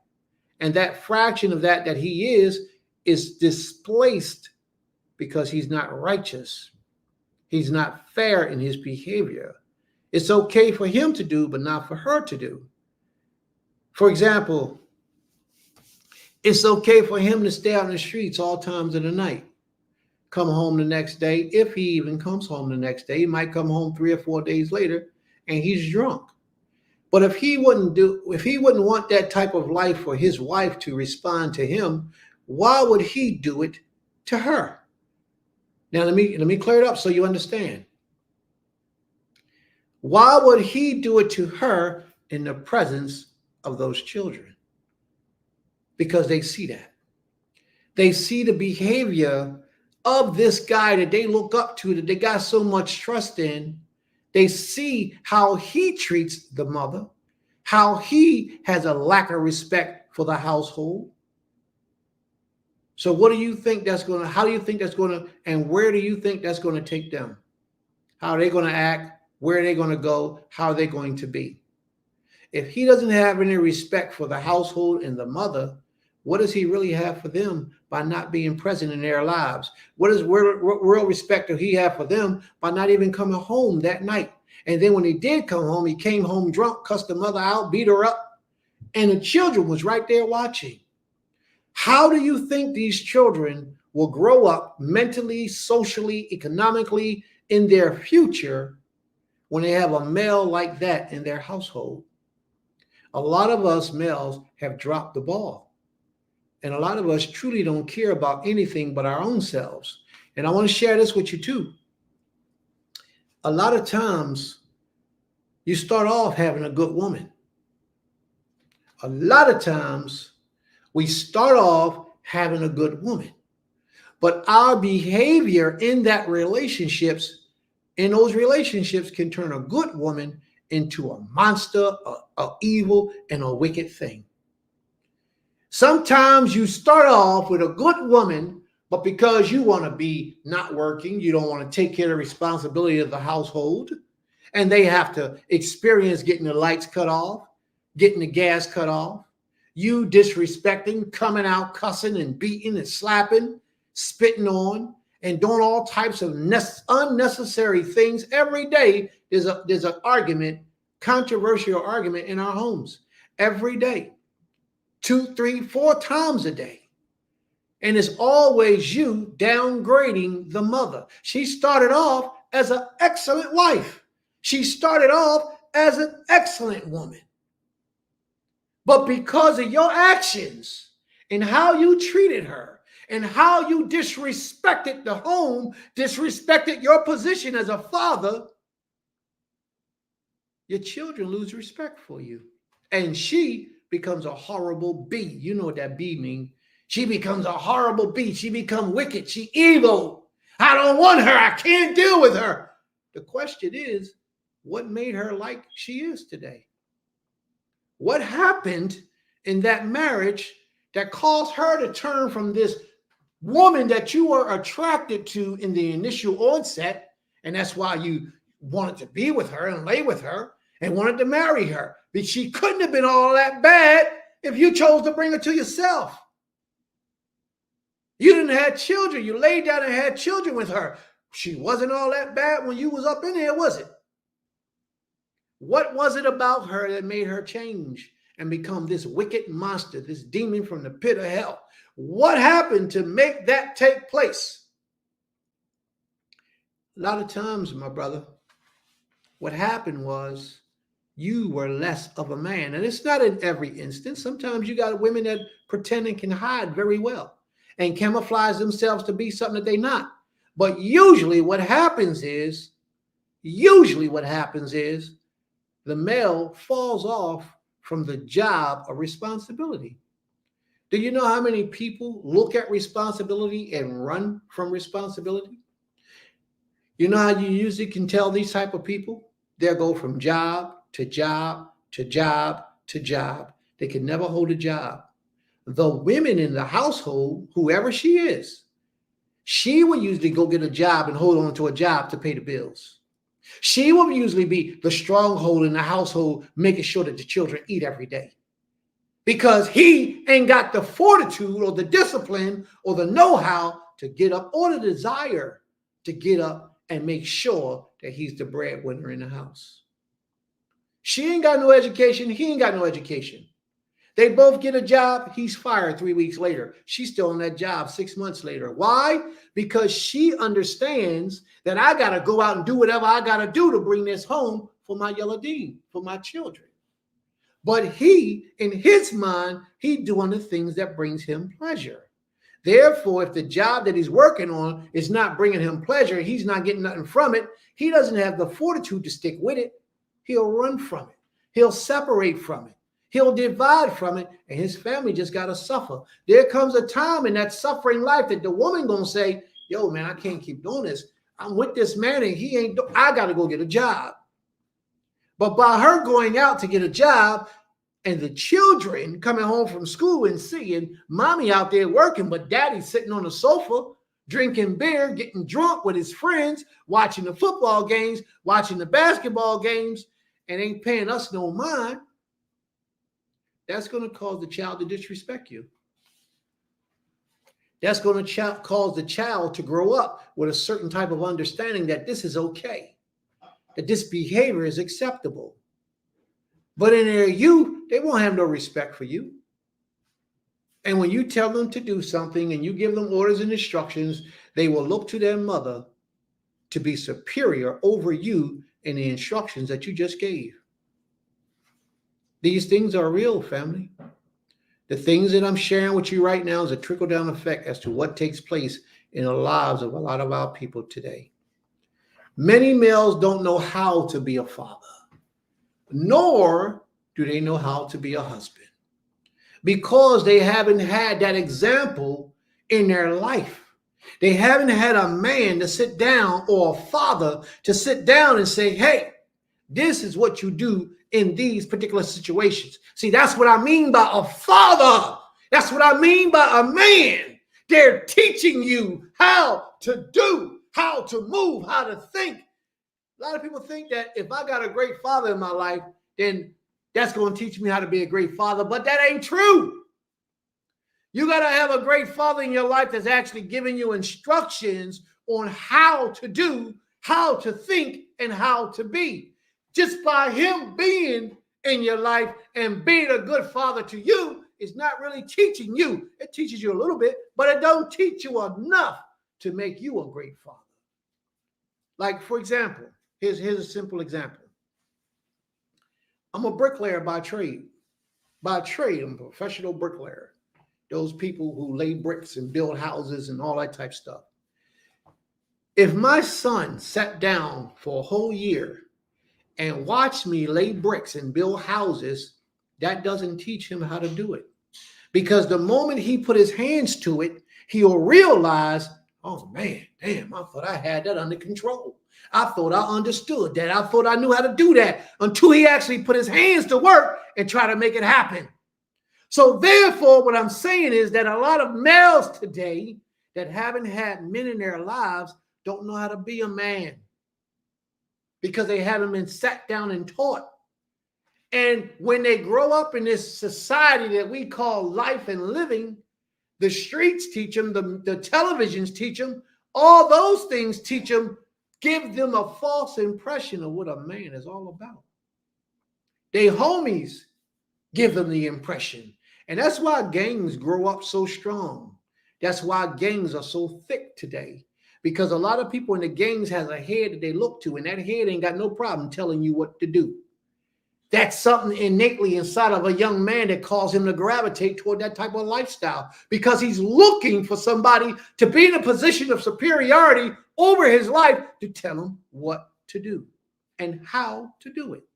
In gangs, that's what they do. But in your own house, it doesn't happen. Your wife is running the show because you ain't man enough to take on the responsibility to raise those children that you made. A lot of males today think it's easier to just be alone without the woman and just woman and the children. Let the woman go take the children, let her go and fend for herself over there because I don't like her, we don't get along, and I want to move on to another woman. So we put those children on the woman, and we are completely free. Free to do what, though? Anything that brings us pleasure. Anything that makes us smile. Anything that we get high. We smoke weed. We drink beer. We stand on the corners. We got all this free time. Meanwhile, the woman that we separated from is struggling in a house 5 blocks away with your children 5 blocks away while you standing on the corner drinking high, ain't working nowhere, ain't thinking about going to work nowhere. You hanging out with your fellas, with your homies, with your boys, and you call yourself a man, and you would get offended if somebody said you ain't no man. You would get upset. You'd be ready to go to blows, fight, pull out the guns when somebody put you in your proper place and tell you who you are, who you really are. And if somebody tries to give you instructions, yo, bro, why are you out here smoking and drinking and your children down the street with nothing to eat? I had to go drop off groceries to your woman the other day because she called my wife and said that we didn't have no food. How do you call yourself a man when you ain't even providing for your own family? How is that possible? It's not. You're not a man, because that ain't what men do. And let me tell you what a man does. If a man doesn't have a job and he needs to provide for his family, he gonna call somebody he know to get that money so he can provide for his family. And he'll just owe that person. Oh, I got to pay you back. But he always wants to be seen in the sight of his wife and his children as the head of that household. He always wants to be seen in the sight of as the provider of the household. No matter how he has to go get it, he go gets it. And he brings it back and say, here, babe, go do your thing. Or pay this and pay that, or do what you got to do. And there may be times in his life when he's struggling, he really don't have it. You know, maybe nobody's hiring him, maybe nobody's giving him a job. And everything that he got creative about trying to do it for himself, it hasn't popped yet. It hasn't come through yet. And he has to reach out to somebody else that's another man that he knows and say, hey, bro, look, man, because I know these stories because I've lived it. Yo, bro, my check ain't come. I ain't got no job right now, so I ain't been able to get a job for the last 2-3 months. I need to borrow like $2,000-$3,000 just to get us through this month right here. If that's all right, if you're able to do it. I'll pay you back as soon as I can. And he might not even know when he's going to pay it back. But that conversation ain't for his wife. That conversation is not for his children. All they get to do is see the benefits, the benefits that he has brought to the family. That's how men move. Being a man don't mean you got to be rich. Being a man only means that you are responsible, that others look up to you, and you're handling your business as a man to provide and nurture and care for those who are under your care. You don't have to be wealthy. Even if you have to borrow what you have to borrow from whomever you have to borrow from, you go get that done, and you're taking care of your family. You don't abandon your family. Let's move on with the lesson. Many males don't know how to be a father nor a husband. So we are teaching this lesson today in hopes that those who think they are doing such a great job can begin to see that they have been actually doing a horrible, mediocre job at best and begin to improve in their behavior. Like I said earlier when I started this class, a lot of you are going to think that this lesson is particularly about you, that I'm talking about you. And I want you to think that. I want you to feel that. I want you to look inside this lesson and hear what's being said and get your act together. And I'm not talking about any one particular person. I am not. This lesson wasn't made up with one particular person in mind. It wasn't. So if you feel any part of this lesson might be a reflection on how you're living in your life, then it's time for you to zone in on that and fix it, correct it, and try to do what you can so that your children can begin to respect you as a father and as a man, if they can see you as that. This picture here was one of the pictures from the lesson that I got. You don't see pictures like this too often. Ain't nobody in this picture damn near white. Ain't nobody in that picture damn near white, especially not the daddy. Daddy darker than dark. And the siblings are brown skinned and his wife is brown skinned. Everything they put out in the media today, somebody got to be daggone near white, highlight yellow, make it look good. But that's how black people look right there. That's our people, the people of color right there. That's how they look. And when I did the search looking for a picture of a family today, when I did the search, I had about maybe 800 pictures came up. Black man with a white man. I mean, black man with a white girl with a black man, or a black girl with a white man. Many, many different pictures, mixed race, Chinese. I almost didn't see no pictures of black families. And when I did see pictures of black family, they were light-skinned, damn near white people. We got to remember who we are. These are the types of things that we need to promote. Black on black love, black on black unity, black on black love, black on black unity. Say it over and over in your mind so that you get it understood. It's hard to even find a depictive of a whole beautiful black, beautiful, truly happy black family. Well, you know, pictures lie sometimes. And although they look happy, we don't really know what's behind the scenes. So let's just deal with the realities right now. Most people don't know what it means to be a father. Most people don't, many males don't know how to be a father nor a husband. So we're going to read out the definitions of what a father is. A father, one of the definitions, definition number one, is a man who is a parent. A man who is the parent of a human being or a male animal that has produced an offspring. Number two, just because you produce an offspring don't make you a man. But it does make you a father, but it doesn't make you a man. A man is another quality of a male. So they should have took that word man out and put a male, because a father doesn't make you a man. It says men acting as parents. A lot of males will pretend or stand in a role of a parent, and they're not. A male who brings up and looks after a child as if it were its father. A lot of males or men will go into a home and marry a woman and not be the biological father to those children and raise them up as if they're your own. And that's a wonderful thing. Believe me, I know. It has its advantages and disadvantages. I understand that as well.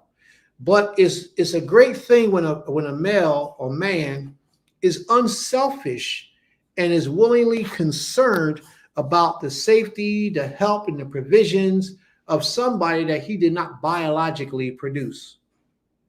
That's a strong trait, strong character. Some people might see it as a flaw or a weakness, but I don't see it that way, because one thing through my own life, my mother, like I said, she had about 4 men in her life when I was growing up.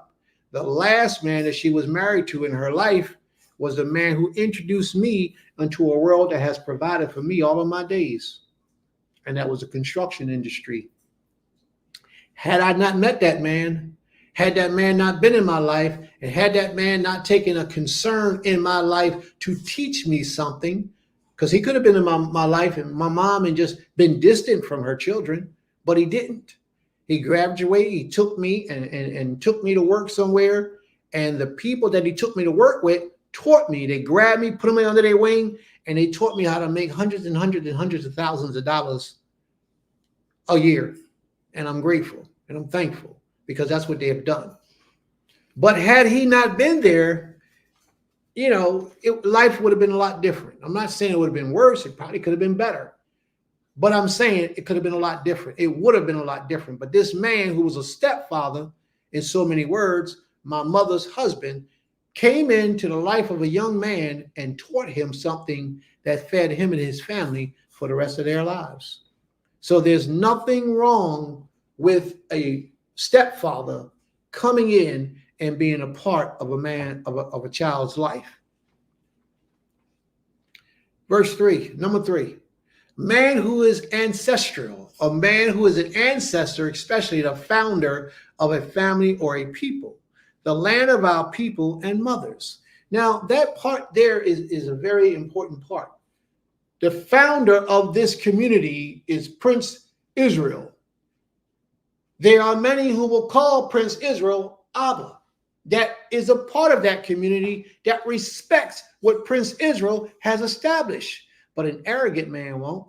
Arrogant man won't say that. He ain't my father. Screw that nigga. It ain't got anything to do with a biological thing of being a biological birth parent. What it is that individuals appreciate all that you bring into their lives. They respect you as such. So therefore, they like to address you in a manner that they feel is honorable. And Abba comes in many different ways. Let's attach that. Number 4, a man who is founder, a man who established. Did I say that already? No. A man who establishes, founds, or originates something. There's another example, a father of modern linguistics. Number 5, a prototype, something that is the prototype or original version of something else. And the last one is a man who is a leader. Look how they classify what a father is. A man who is a leader.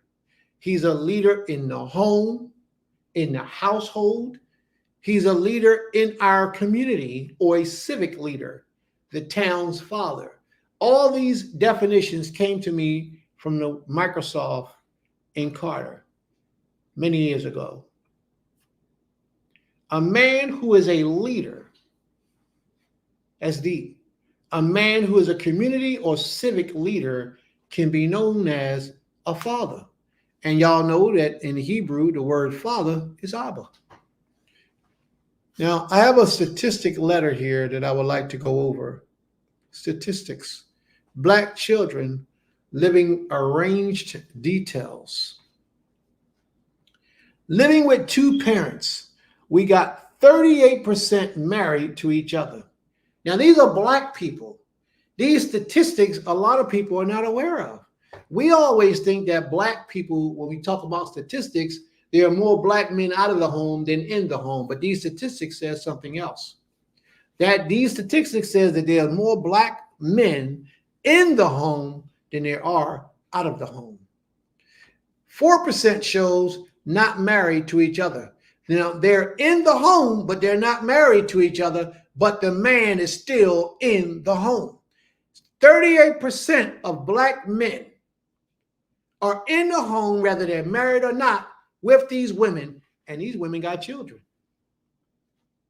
You follow me? So there are examples within the home that the children get to look at. What I want you to do at the end of this dissertation is find out where you at in this scale. How are you fitting in with this population scale that they talk about, people of color?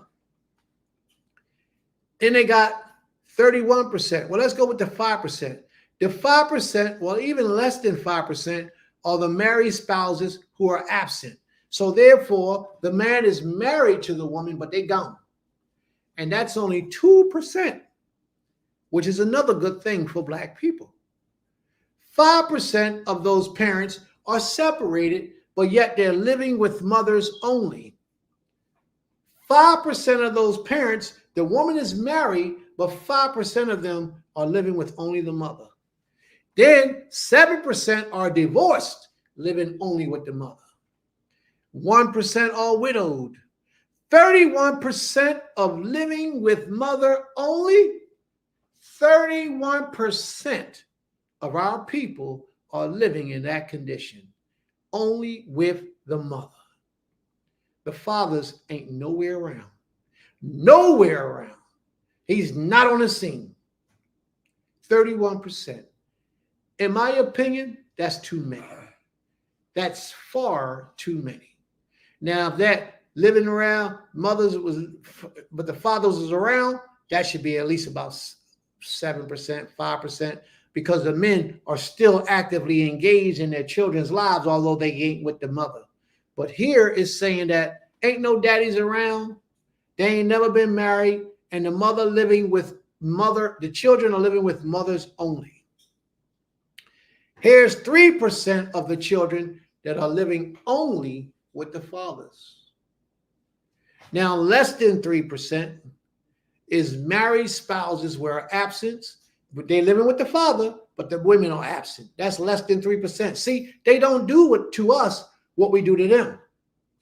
So if the father puts the mother out, they break up, they get a divorce, and he takes all his children, less than 3% of the mothers are absent out of their children's lives. So that means more mothers still take care of their children, or at least be in their children's lives after the marriage fails.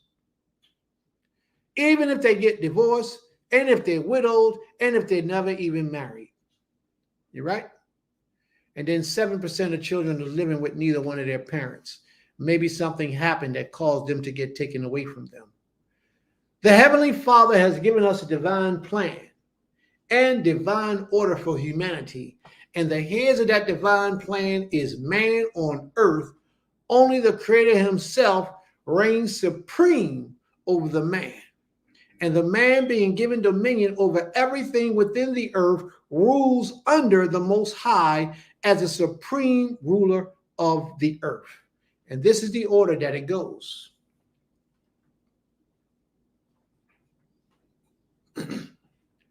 Creator over man, man over woman, women over children, and children over the animals. That's the order that has been established by the Creator himself.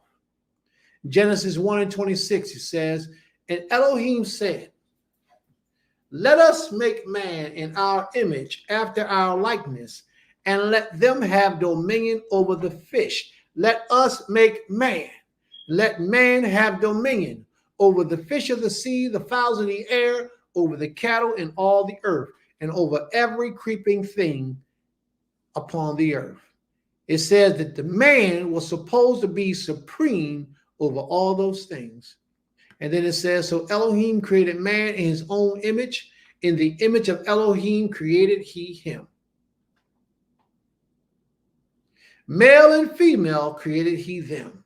As the rulers or heads of the earth, being placed in that position by the Father himself, man has to live in an Elohimly manner and to not compromise that Elohimly lifestyle for anything. He has to resemble Elohim in every way, in truth. Now I'm saying this slow because it needs to sink in. Man must always live an Elohimly lifestyle, a powerly lifestyle, a righteous lifestyle. Man must always live that type of lifestyle. In every way, he must resemble Elohim. Ha Elohim. Ha Elohim, in every way, in truth, in justice, in righteousness, and in holiness. Now, oftentimes what happens is a man gets in his own mind, and his own understanding of righteousness and holiness is what he's living by. But the best thing for him to live by is what the Tanakh says, what the Torah teaches, how a man is supposed to conduct himself. And we got great, wonderful examples. Hey, we got wonderful examples of that in the teachings of the Torah, how men are supposed to conduct themselves, especially in the Proverbs. Can you imagine how life would be if our Elohim was wicked, corrupt, and evil? Or even if for a moment he lost focus of his purpose? Where would that leave us? And the important part in that whole subject is that the man has lost focus of his purpose. Men, males, why are you here? What is your job in life? Because a lot of us never ponder on these things. But I'm asking you these things for a reason. Why are you here? What is your purpose in life, really? And if you do pretend to know what your purpose is, then I have to ask you this question. Are you living that purpose to its fullest today? A lot of males don't know why they're here. They're just going through life existing and never really beginning to live. They're existing. And the only thing that brings them some form of purpose is their pleasure. The things that bring them pleasure, they involve themselves in, and it's usually sex and women, knocking them down. Making money, sex, and women, getting high. That's it. The sum total of a lot of males' lives. And that's why that woman that you married in that beginning, she was a great, fabulous woman. That's why you chose her. That's why she can't be with you anymore. Because you bringing all these other women into that family. You ain't even bringing them in. You just sexing them and having sex with them, leaving them in the street, and then you come home to her and want to lay down with her. How does she know if you got these diseases from those women? How does she know what you've done? How could you expect her to remain faithful and loyal in a condition like that?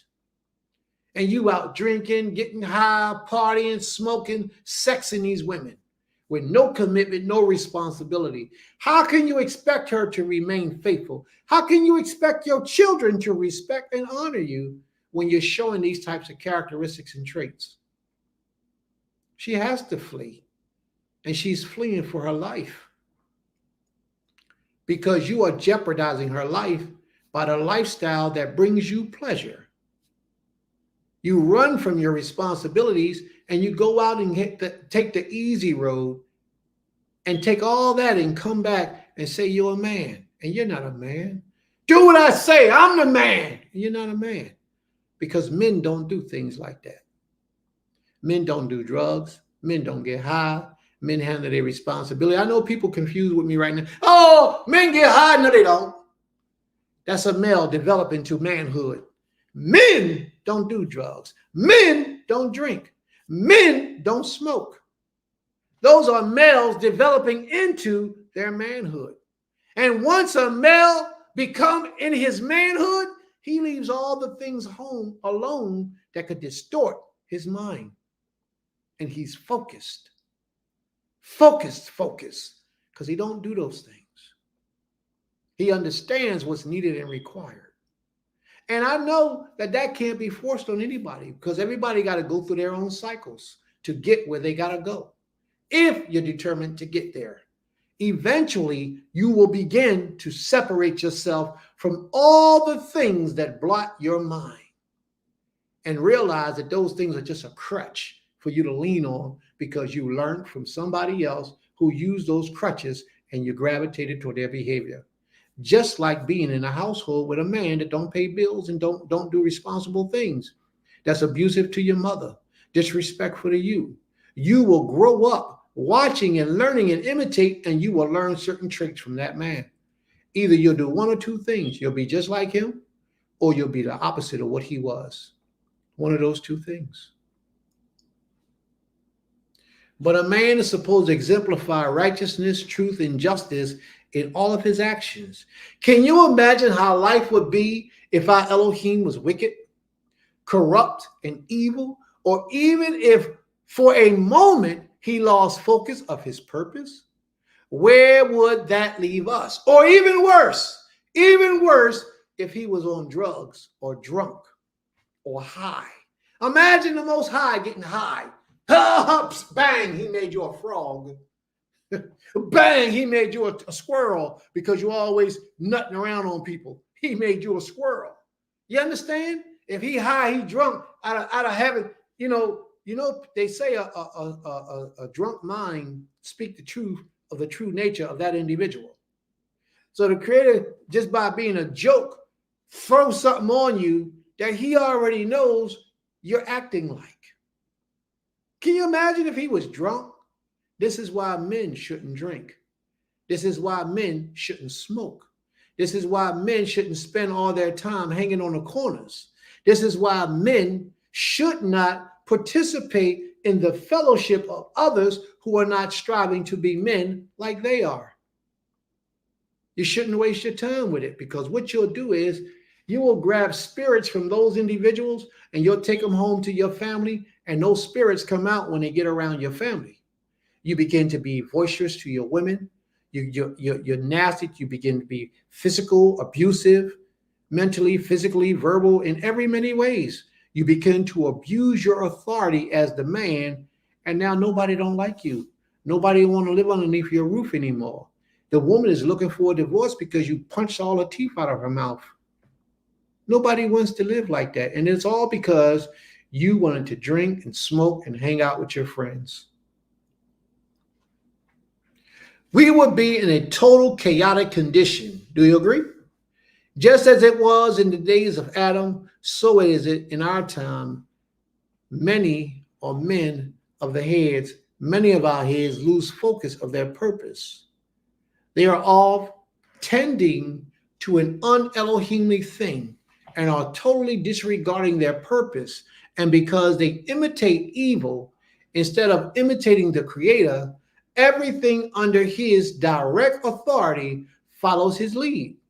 And a dysfunctional family is born because the man or the male or the head of the household, because he's imitating evil, he's imitating wickedness, he brings that spirit right back home. And he portrays it, he lives it out within his household. And everything under his lead becomes dysfunctional. Everything.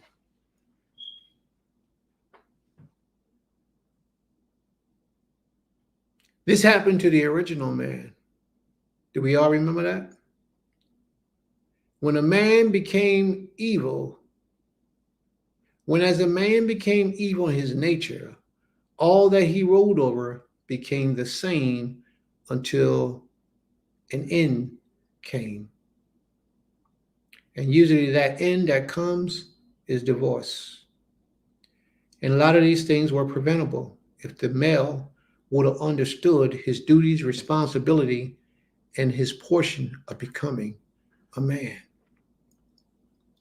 Therefore, a man shall leave his father and his mother and hold fast to his wife, and they shall become one flesh. A father must provide a home for his family. And that's something else that a lot of males don't do. A father must provide a home for his family. There within that home, he provides protection, he provides direction, he provides provision, and he always supply stability. Let's do that again. In that home, he provides protection, he provides direction, he provides provision, and he also provides stability. Now, if you're in a household and you're coming up with those things, your life will be better off. 99% of the time, your life will be more rounded, more grounded, and built off of a principle of truth. But let's imagine, we ain't got to imagine. Let's look at our reality. Most fathers don't provide these things in our communities. Most of them don't. They may provide it for somebody else, but a lot of them are not providing it for their biological children. We might provide it for a woman that we like and we want to get close to. So we want to impress her. We'll provide those things for her and her children. But we got 2 and 3 little children, 4 and 5 little children over there on the other side of the city, and we ignore them and their needs and what they need in this life. It's horrible. A father must provide a home for his family. Therefore, within, he provides protection, direction, provisions, and stability. When he slips from doing these things, the entire family suffers. Now, I wanted to watch this video here, and this is a great video, uplifting video, but let's go to Genesis, the 3rd chapter, and let's see what Genesis, the 3rd chapter, is telling us about what a man is and the job and duties of Adam, and how Adam, slipped from doing his responsibilities for his family.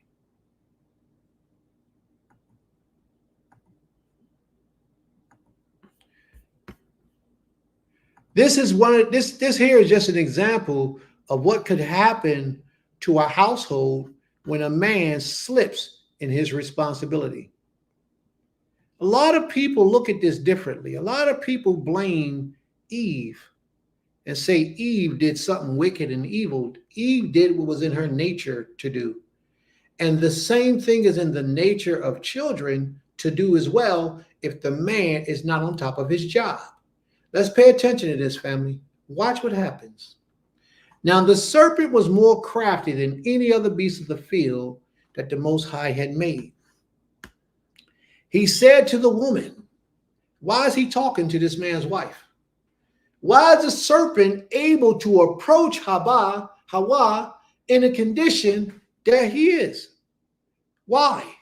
Why is it so simple, so transparent, so clear for this thing that ain't that woman's husband to approach her? And see, men require their women to not have conversations with people that ain't their husband on this level of a conversation. But a lot of disrespectful females, they do it anyway. I've grown, I know what to say. A lot of disrespectful females talk to men that they ain't got no business talking to. And a lot of that is because the man in the house is not doing his job by telling his wife, hey, don't be talking to people like that. Or she's just disrespectful to her husband. A lot of women say, oh, I'm a great wife. I'm a great wife. But they give their phone numbers out. They set up situations and they talk to people, or the men, or the males. And you know, in this particular instance, the serpent was masculine. They talking to other males that they ain't got no business talking to. The adversary always has a way in when dysfunction exists within the household. He always has a way in. It is our job to kick the adversary out. Therefore, divorce will not ensue. We got to watch what we're doing, family. He said to the woman, did Elohim actually say ye shall not eat of any tree in the garden? Eve, Hawa, she never heard the Most High say anything. She wasn't there. The man, Adam, was present when the Most High spoke those words. The Most High spoke those words to Adam. Therefore, Adam relayed the message to his woman. If his woman was on point, she wouldn't have said anything to the serpent. She'd have walked away. And the whole history we live in would have been different. Or maybe Adam didn't teach his woman that principle. Maybe Adam didn't say, sweetheart, don't talk to these strange animals. Don't talk to them. Maybe he never said that. Maybe he didn't know. Maybe he didn't understand. But had he put that principle in place, a lot of things wouldn't be the way it was. So men, males, today, I'm saying to you, don't make the mistake that Adam did. Be the protector over your household. Tell your women not to talk to people she ain't got no business talking to.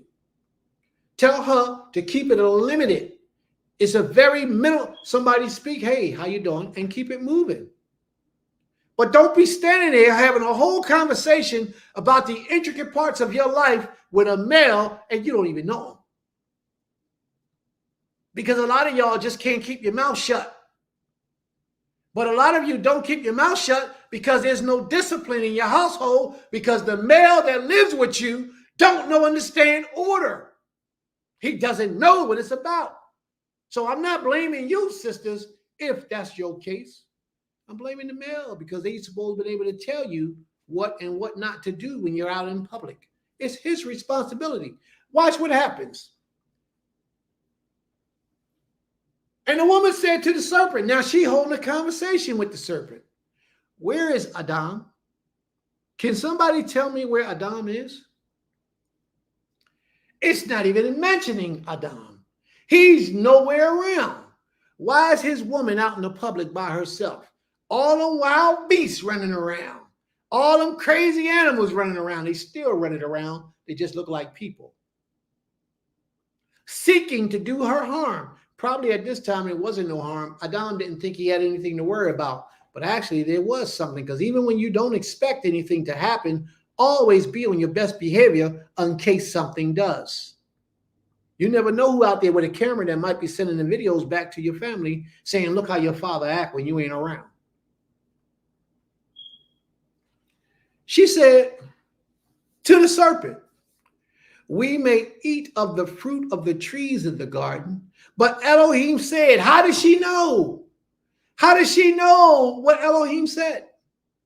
The only way she could have known that is if Adam told her, because she wasn't there.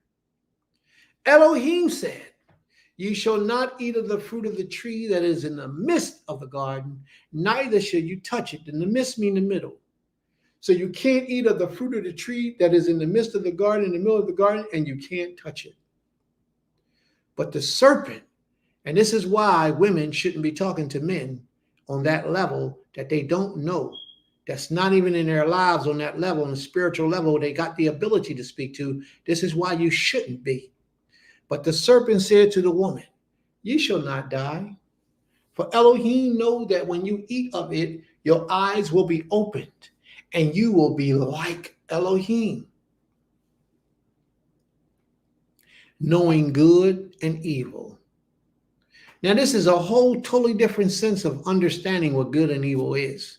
Because in these days, everybody was just being innocent. Everybody was just doing innocent things, but yet the serpent understood the difference between good and evil. So when the woman saw that the tree was good for food, which means she ate some, and she enjoyed that food, it probably made her feel real special, made her feel real good. Now I'm going to go off somewhere, and then I'm going to come back.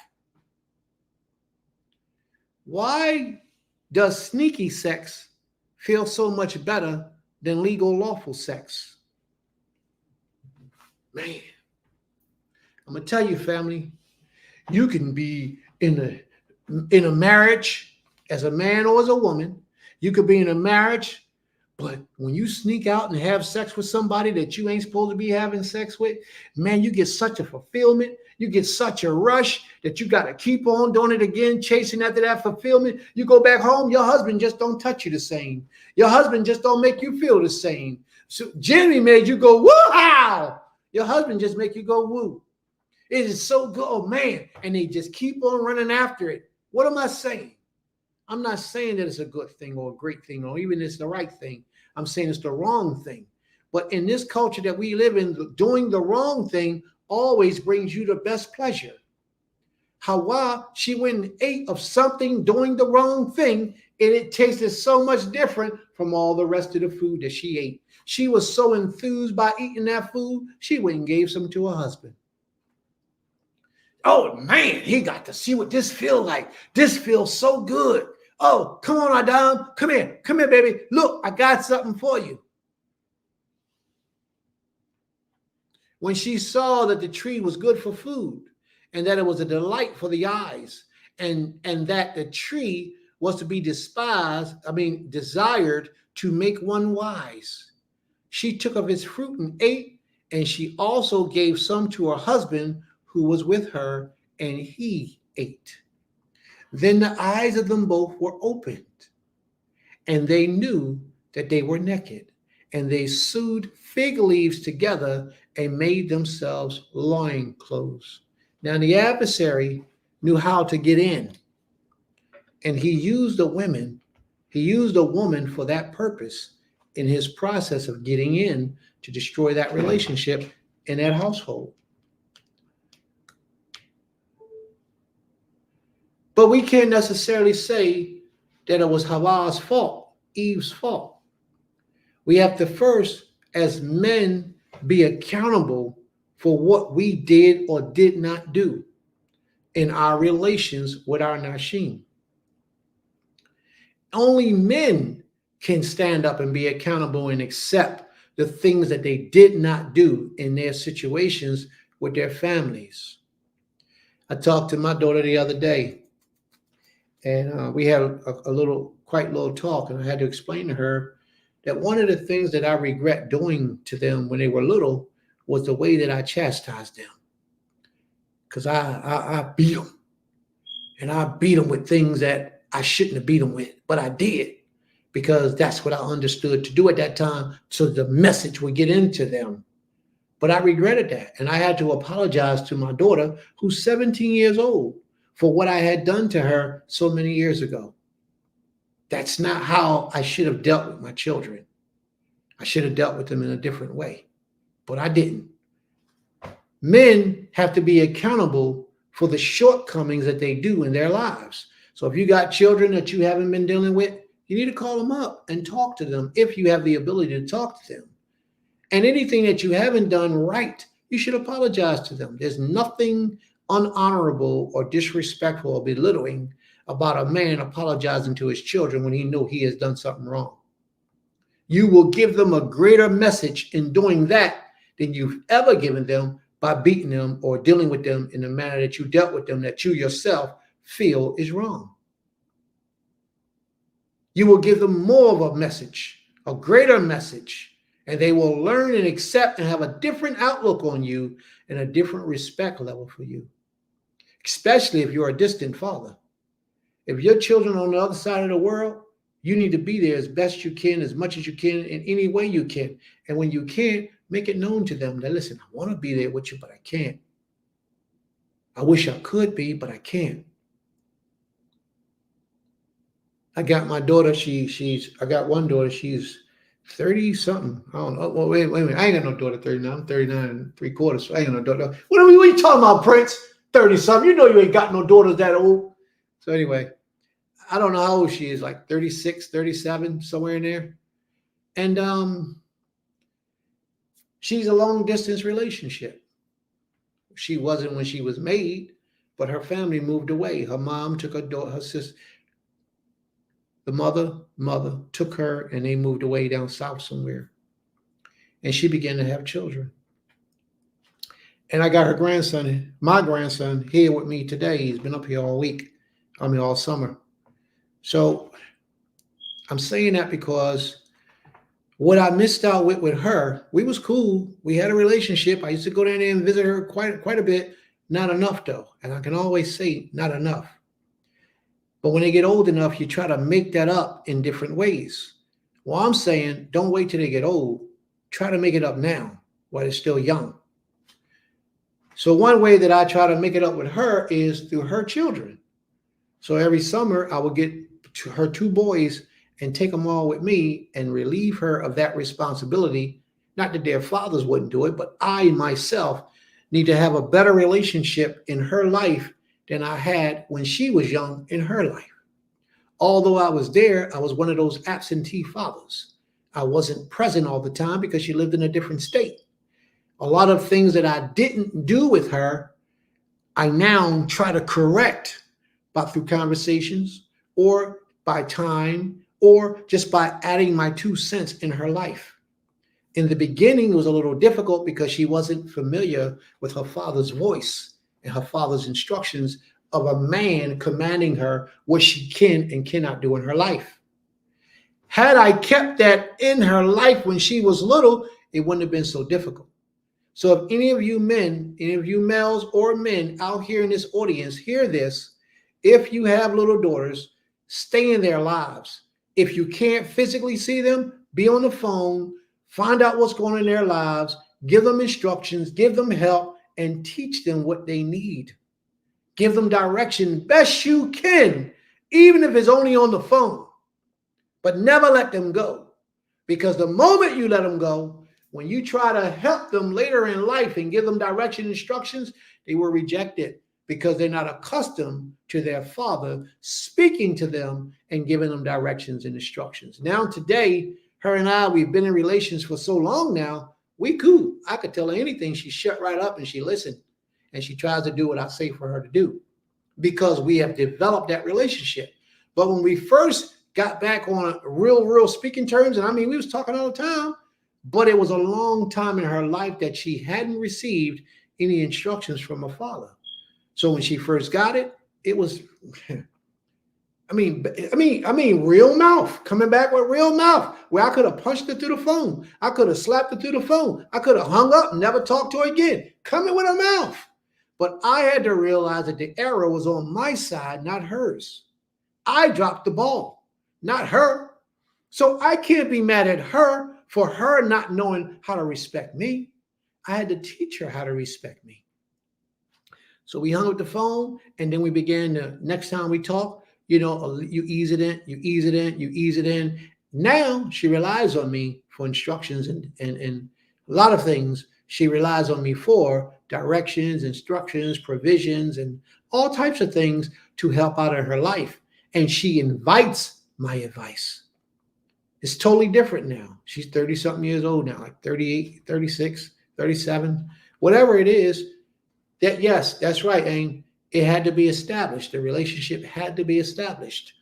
But what I'm warning you about is for a lot of you males or you men, if you got young daughters, stay in their ear.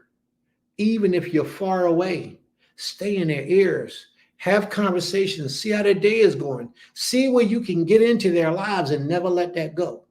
Don't let that go because it will be important later in life. So Adam and Eve. Adam dropped the ball. Adam didn't do what he was supposed to do by being the head of his household. He hadn't given instructions to his wife. You're not supposed to be out there by yourself. That's not a good thing for you to be out there by yourself. You're supposed to be under the covering of the leadership of a man at all times. And we got a lot of young ladies today that's living out in these streets with no covering, no leadership, and no man. You know why? Because when they put their trust in a man, he abused it. He disrespected them. He didn't take care of them. He didn't provide for them. He came home drunk, wanted to get high all the time, wanted to play the video games, want to do things that knuckleheads do. But yet he was in the body of a man. But he wasn't a man in his mind. And if you got a guy in your life right now that's playing those video games, and I mean playing those video games, not sometimes, I'm talking about the majority of the time when they're in the home, something's wrong with that individual. Something's wrong. But Adam, again, he had a major responsibility. And because he didn't do his part, we're suffering today. Because he dropped the ball so long ago, and the most people today want to blame the female, Eve, for what took place. I don't blame Eve. I blame Adam because he didn't properly disseminate instructions to his wife. Now I want to go after the curse had came. Verse 13. I want to go to verse 13. Then the Most High Elohim said to the woman, "What is this that thou have done?" The woman said to the man, "The serpent deceived me, and I ate." The woman said, "The serpent deceived me, and I ate." Now, that's the first time in history, where the woman passed the blame somewhere else. She didn't hold accountability for that. She just passed the buck. Hey, I did it, but it was his. That wasn't the question, who deceived you. The question was, and a lot of women haven't stopped kicking the blame down the street, even to the day. What is it that you have done that you have done? What she did was, she said what she did, she ate, but she had to make an excuse and a reason for that before she just confessed that she did something she wasn't supposed to do. Sisters, don't be like that today. Don't be like that. Don't be ashamed to admit the things that you have done wrong in life. You don't have to say it's because of what took place. You can analyze that in your own mind, regurgitate that and take it in your own mind, but you don't need to be always on the defense where blaming somebody else for the mishaps and the mistakes that take place in your life. But let's deal with the facts that while we're here today. Adam dropped the ball and his wife was deceived by the serpent. You see that? She admitted she was deceived. But who deceived her and how was he able to gain access to her is the problem. As a father, provisions, direction, and stability, a home, all these things is provided by a man. Instructions, he has to give her stability. He has to give her directions. He has to give his family directions so they'll know how to deal out in the world. Adam didn't do that with Hawa, so she was deceived. Brothers, don't do that in your homes. Don't do that with your children. Stay in communications with these Yeladim, consistently talking to them, educating them, teaching them in every way, even if you ain't directly in a household with them. Stay in their ears. Stay on the phone. If you got to be on FaceTime, be on FaceTime. Do what you got to do to constantly find out what their days are like and what they're experiencing, what they're going through, so that you can direct them properly, so that they don't have to hear your voice when they get older and not recognize you. You heard that one man in that thing? He said he didn't know. He said he thought he knew his father, but he didn't really know his father. He didn't learn who his father was till many, many years later, and he was an adult at that time. A lot of us think we know who people are, but we don't. He knew a version of his father when he was young. He had that in his mind that he knew who his father was, but he didn't. You couldn't tell him that. Now watch what happens. Even though Adam dropped the ball, even though he was the fault why his wife was deceived by the serpent, watch what the Most High does and says. The Most High said unto the serpent, because you have done this, cursed are you above all livestock and above all beasts of the fields. On your belly you should go, and dust you shall eat all the days of your life. He says, I will put enmity between you and the woman, and between your offspring and her offspring. He shall bruise your head, and you shall bruise his heel. Watch this. Because Adam didn't do his job by providing and provisions for his wife, the Most High recognized that. And his punishment was the worst of all, because Adam's punishment affected life for everybody. But Hawa's punishment only affected the life of the women. The serpents affected his and his children, Hawa, her and her children. But Adam, his punishment affected all humanity, because that's how great a man's responsibility is in the structure of a family or his household or even in the world. Men got a job that they don't even understand how powerful it is. Males, you have to come up to your manhood so you can step into your rightful position. But I want you to pay attention to this. To the woman, the Most High said, I will surely multiply your pain in childbearing. So what the Creator did was, bang! Not that she didn't have no pain, but he multiplied it. It might have been like when we go to the bathroom, sit down and defecate. It might have been painful like that. But after she did what she did, the Most High said, I'm going to multiply it. Now, when a woman brings forth a child, most of the time it's painful, extremely painful. It says, in pain, you shall bring forth children. Now, all women don't bring forth children in pain. Some women have that are an exception to this. but the majority is an exception to a lot of things, but the majority of women bring forth their children in pain. But one of her punishments was this: your desire shall be contrary to you, to your husband. Your desire shall be to your husband, and he shall rule over you. Now, he shall rule over you.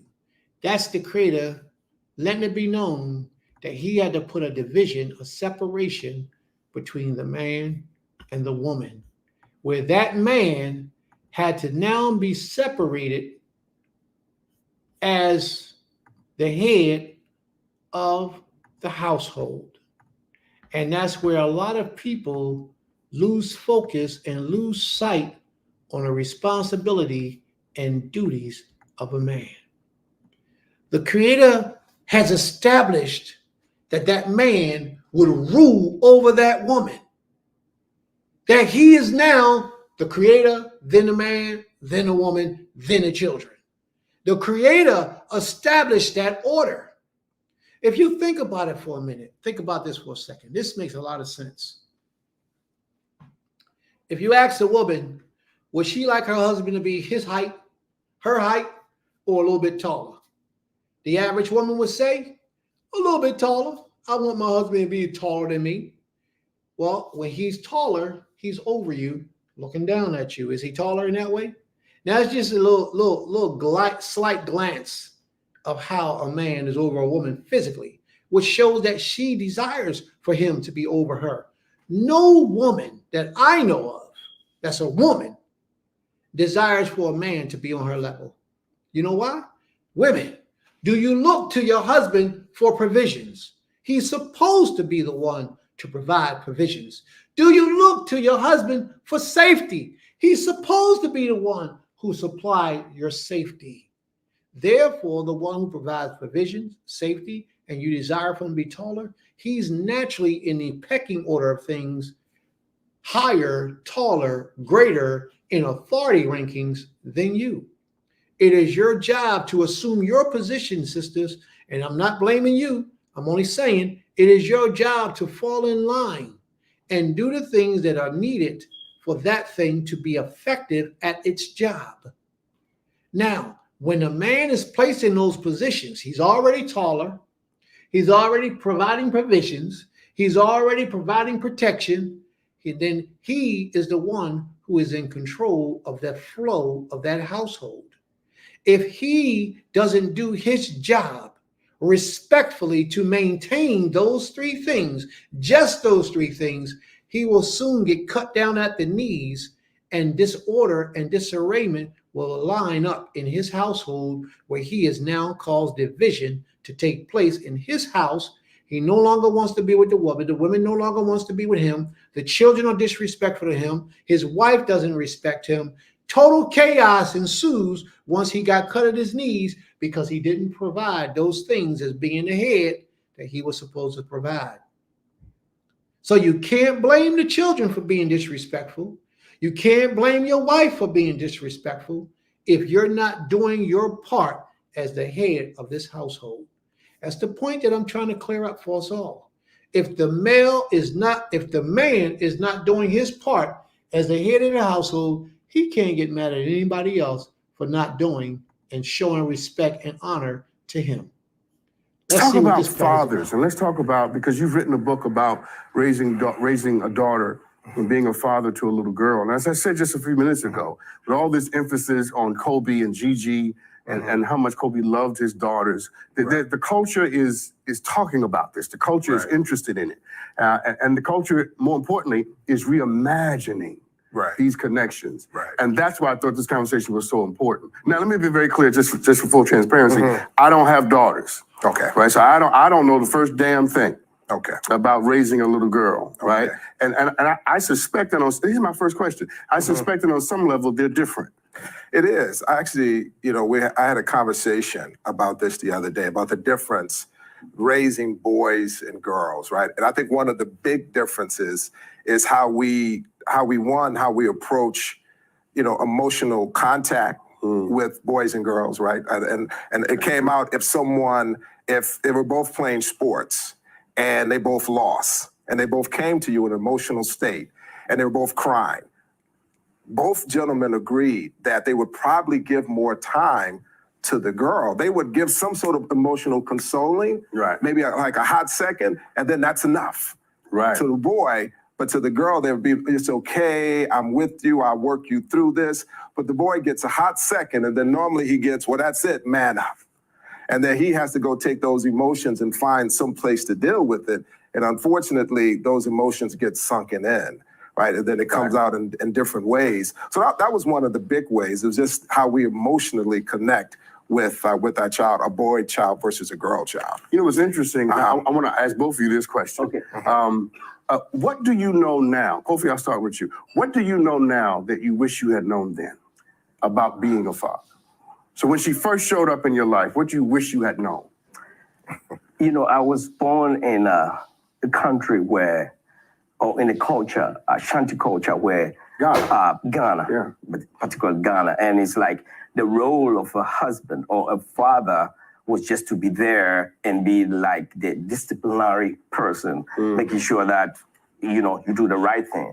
You know, so sometimes it's like they're very strict and don't allow the children to even express themselves. So when I had my kid, I had the whole idea of, hey, you better do this, but you know, these two kids I have over there are very strong-willed, so I have to reinvent myself and say, no, I can't do that because I have to negotiate with them, you know, because growing up in Africa where kids, you can't just speak, you know, in front of your dad. You have to be like humble and stuff like that. But my kids are talking to me like, hey, dad, you know, what you're doing is wrong. You know, sometimes bruise my feelings. I'm like, what are you talking about? But once I learned that, hey, you got to negotiate with them. So I feel like what I know now is that I should be more patient with my children. You know. That's rich. Isn't that rich? That's rich. Mark, what do you know now that you wish you had known then? That you have to change the picture in your mind. Say more about that. That's rich. So when my daughter was 5, right, I took a mental picture, and most fathers do, like, that's my little princess. So we capture that moment in our mind, but they don't stay our little princess. They start to grow up, right? So I realized that I had to be ready to change that picture out. Because now she's in the 6th grade, and she's not responding to me the same way she did, Dr. Shah, when she was my little 5-year-old princess. She's challenging me now. Right. There's some distance coming, but it's a natural distance. But I think it's a distance that if I had at that time realized that you took a picture when you were 5, she's 12 now, you got to exchange that picture for something current, because in the exchanging of that picture, you get to deal with her developmentally where she is at this moment, not when she was wearing tutus. You know, so she wants to play Fortnite now. She doesn't want to watch Disney. So I'm like, you know, but she still watches Disney. But the ideal is that I have to make that mental adjustment. Well, you know, it's interesting, and I hear this from both of you, and tell me if I got it right. That one of the things both of you learned, perhaps even the hard way, is that you have to love the child you have, and you have to parent the one that's there. Not the one that you have in your head, or not the one you were taught to raise, but the one you have. Because and just respond to this if you will. How many fathers have quenched the flame of truly gifted daughters because they could not, because we could not love the child we had? That's a great question. I think that when we see our child or girl child and we see her blossoming and growing in certain ways, if we are socially conditioned to say that this girl child should not be doing this or should not be doing that, I think the tendency is to work against what you should be doing to help that talent to flourish. And I think a lot of fathers, the beautiful thing is I think fathers are starting to challenge those social norms now. But I think for a long time, it's like girls are supposed to do this, right? If you were born a girl child, if that's your gender, if that's the gender that you were assigned at birth, these are the things that you should be doing. And I think men and fathers, we kind of held them to that. Not just fathers, though, but mothers as well, because mothers are also sort of confined. They were confined to those social understandings. But I think the beautiful thing is that we're starting to allowing the girls the space to be the magnificent human beings that they truly are. Well, you know, I want to come back to that, but before, I want to ask you a question. Because here's the sacred part of what we're going to do. Because I think the value, one of the values of this show, this program, is I'm hoping and believing that people will hear things they don't normally get to hear. So I'm going to ask you this. I'm going to ask you as well, Mark. What is your most consistent feeling as a father? Not as a man, not as a husband, but as a father of a daughter. What's your most consistent feeling? It's like one day they're gonna leave. They're gonna become their own independence up. And that, have I failed them? Have I actually built a confidence in them that they can express themselves in whatever space they go to? So I'm always constantly checking myself. Sometimes I get very angry with them when they are doing some things, and I'm like, that anger may interfere with them building their confidence. So it's constantly reminding myself that I have to be careful how I groom them, because whatever I project on them, they would think it's acceptable, so that when they go into any relationship and they are being abusive or being yelled at, they would think it's normal. So I'm constantly checking that so that I don't do that, because I know that one day they're going to be looking up to say, if this husband or this boyfriend was my father would not allow that to happen. So it's like, always doing that. I'm about to throw my shoe at you, Kofi. Yes. Say it, sir. Yes, sir. Mark, what's your most consistent? That was great. Thank you. Most oftentimes we don't realize how much of a role we play in the lives of our children. Most oftentimes we don't realize how influential we are in the lives of our children. Most of the time we don't realize that every little thing in the development of our children has something to do with what we said to them, what they saw us do in our actions, how much we let them know how we feel about them in their youth, developing up until their adulthood. A lot of us drop the ball. A lot of us don't pay attention to the necessities of our children in our lives. And I'm not even just addressing how we drop the ball with our Nasheen. I'm focusing right now in this particular message right now as I speak right now on the responsibility that we have as a father to our children. It's a whole lot greater than what we think and what we understand at this time. So we have like 8 minutes left in this portion of our class. We only on page 8 of 16 pages, so we made it halfway through. But I want to stop and I want to take some comments and some questions from the family and see if anyone has any topics that they would like to discuss in pertaining to this last little 8 minutes, and also some of the things that's on the sideline there. Nasik, if you can, if you don't mind, can you pull some of those up and address some of those? But if anybody on the panel wishes to go first, then please, by all means, take the reins, ask your questions, make your comments, talk to us and let us know how this class was valuable to you today, what you got out of it, what you observed, anything of that nature. Speak unto us and let us know what memories it brought back. May the Most High be praised. Let's see if the family has anything to say first. Let's see. Don't go to this comment. You said go to this comment or no?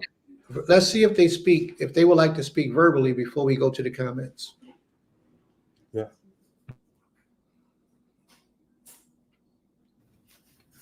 Shalom Lakalam. I'll be really brief. I just want to say that I am grateful for my aim and my Ab. May the Most High bless my aim's memory. I'm grateful to have grown up in a two-parent household. When I'm looking at the statistics, it's kind of disheartening. But I can truly say I did grow up around a lot of people that did not have both parents, and in a society where that is predominantly what's pushed, whether it's on TV and commercials and shows or whatever. You really don't know what you have until you were around people that didn't have it. Like growing up, we were always the oddball. I was always asked the question, "Y'all have that many siblings? Y'all have the same daddy?" And I would be, puzzled as to why these children asking that. But growing up, I had to learn that every household wasn't that way, and it was just some good reflections from what was said, because I know it's very important for fathers to be in a place to grow, learn what they can, because that is very impressionable upon your daughters and your sons of what example you show them. That shapes their future pretty much. Absolutely. And I just pray that we can continue to mend families. And I pray that it even continues to mend families that might have been on the verge of a departure, to really understand that it doesn't profit anybody to separate families. I mean, if you have to, you have to. I get it. There are certain conditions where you have to depart, but for the most part, I pray that Yisrael and even others that are not in this culture could understand and be mature, especially when children are involved.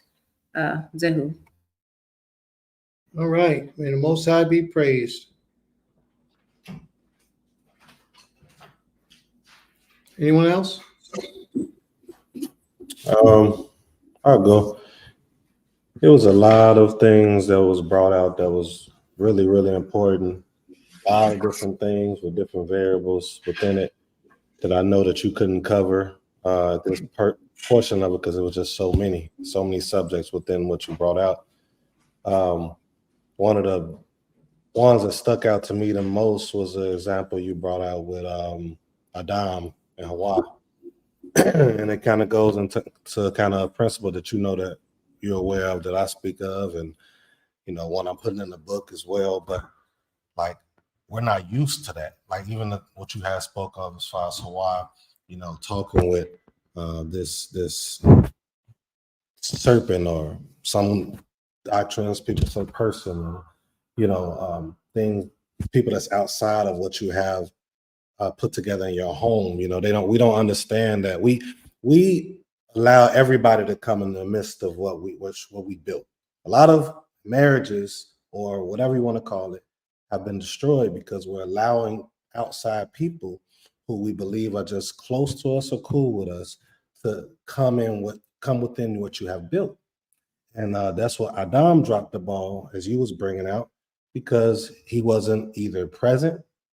Some people think he wasn't present. Some people think he was present and allowed that information to be told. You got to solidify yourself, and that solidification has to be done between that man and that woman. If that foundation is not there, those things that Prince brought out with Adam and Hawa is going to happen. It's going to happen, no matter how strong you think you are. If you waver from what you two have established, and the first part is you have to establish it. If you haven't established it, then what happened with Adam and Hawa is going to happen. As Prince says, it's going to fall on the man. So that stuck out to me the most, because out of everything you brought out, it starts from that. Out of everything, all the statistics that he brought out, it starts from that man and that woman, and the foundation of what that man and that woman established, and fulfilling what they established together. I like how Prince didn't really point the finger at the woman, but more so put it on the man. Why? Because it starts with us, and we have to solidify it, and we have to maintain it, and we cannot waver, especially if you are moving righteously. You have to. And Adam wavered, whether he was there and didn't fulfill what he put in place, or whether he wasn't there, which I think he should have been there. And that's the outcome. So with that, I yield. I'm not going to keep going. There's just a lot of variables, but I'm going to stop there. May the Most High be praised. Absolutely. Absolutely. I need the feedback, family. Talk to the family. You never know who you might be bringing this message to, that hear what you're talking about and hear what we're saying, and something click inside their mind and say, I got to do better. I pray that this lesson affects us in that manner, that whatever our shortcomings are through the whole duration of this lesson, whatever one of those things or all of those things that apply to our lives, that we say, yo, I got to do better. From this day forward, I'm going to attack that. Talk to us, family. Anyone else? Princess has something.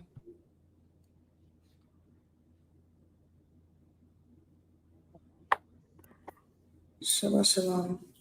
I wanted to. I wanted to also speak on, because it's so important what you both have said, and especially what you were saying about if the husband doesn't give direction and order to his wife, and in that household, that's what also allows women to go astray.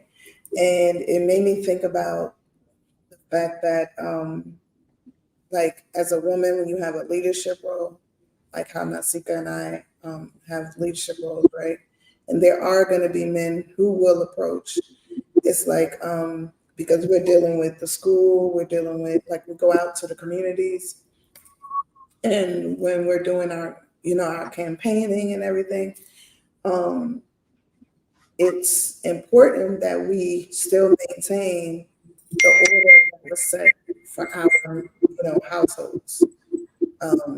And because men are approaching us, men are going to call about the school, men are going to, approach about what's being done.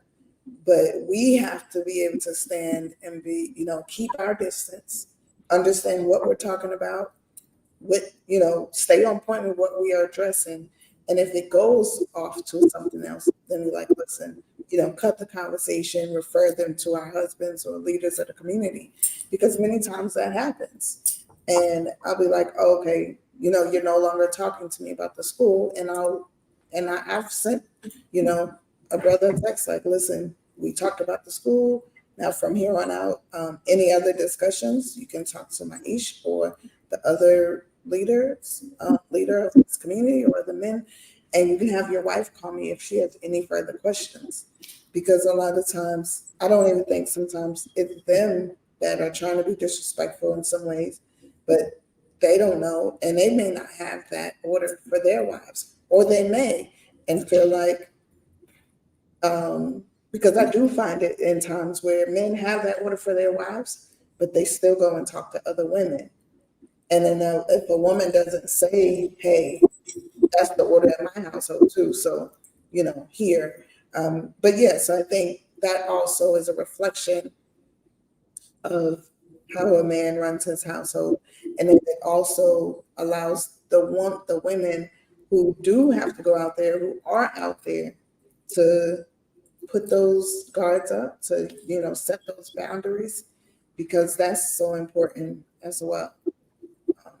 And then I definitely enjoyed the whole conversation about fatherhood, because when we were, my sisters and I and my daughters and my nieces, when we were in Honduras, we actually were sitting out late one night talking to each one of us, talked about our relationship with our fathers. Some were good conversations, some were bad. Some were just conversations where they just need to say, speak on it, and kind of have a better understanding. Because no matter how great we, may think something is, there could be a miscommunication or a misunderstanding based on what we want something to be. And, so I thought that was beautiful that you brought this up today, because, it is important for men to understand being in your children's lives, whether, you're there all day, like a physical presence, whether you're working all day, you have to identify time to spend with them, to teach them, to sit and talk to them, especially your daughters, but to teach your sons how to be men, and how to, be husbands at some point. And even your daughters can learn how to be wives through their fathers too, because there's certain things your father can teach you, as well as looking at your mother. So thank you for, this conversation as well, because it did solidify some more things that we discussed over there, and it shows that we were on the right path of having that discussion. All right. I mean, the most great. Very well. All right. Anyone else? I think, Bang, you might be the last one on the panel. Do you wish to speak? And if anybody wishes to go again, you should do so before we go ahead and hit the audience, because they coming in. Audience coming in. Kane, yes, sir. First, I want to say it was a great lesson, very self-reflecting lesson. And I'm glad that you brought out the story of Adam and Hua, is because speaking from the standpoint of the man, it's always in that story as a whole. It's always easier for us to put the blame on somebody else, regardless of anything or whatever it is. It's always easier to say, well, I did this because they did this, And, for me, it stood out because, like I said, I was not taught a lot of things. I've been learning as I've been growing. But, at the end of the day, I understand that, the place and position I'm in is because either I did something or I did not do something, I allowed certain things to be, and there are certain things I should not have allowed to be just in life. And so I think just as speaking for myself, it's this was a very powerful lesson, because it just goes to show that, like, at the end of the day, you can be, a lot of us would see, Adam as the first man, the greatest, not the greatest man, but, the first man, the perfect being, but if you do not stand guard at all times, anything can creep in, anything, it doesn't have to be loud, it doesn't have to be loud, it can always be, very subtle. But yeah, it was just an eye opener for me. I'm trying to put it into words, I'm still grasping it all, but what I took from it is that, it's my place to, orchestrate and direct those that are connected to me, my family, my house, my wife, my children. You know what I mean?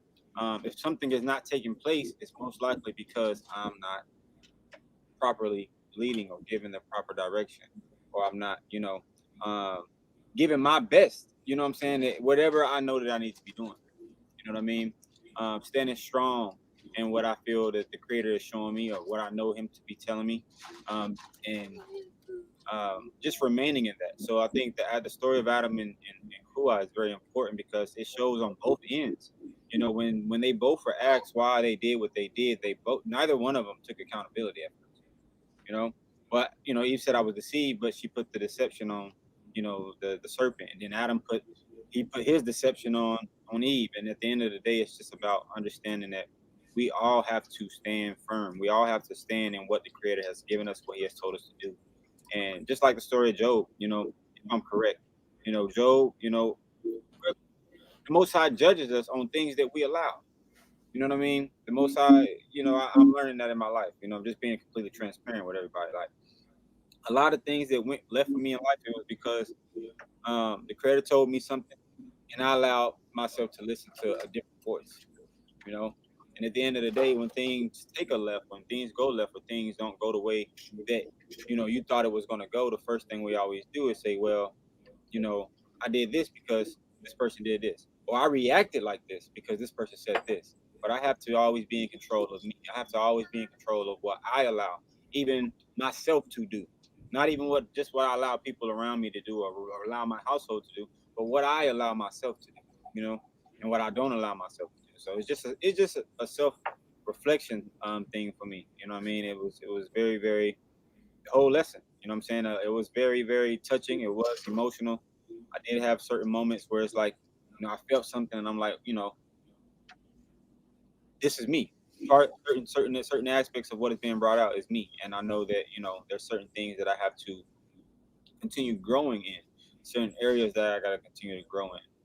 So, like I said before, I'm present. I'm just thankful to the Creator to be present, to be able to receive the message, and just keep striving. You know what I'm saying? Keep striving to live righteously. Keep striving to be the best version of myself.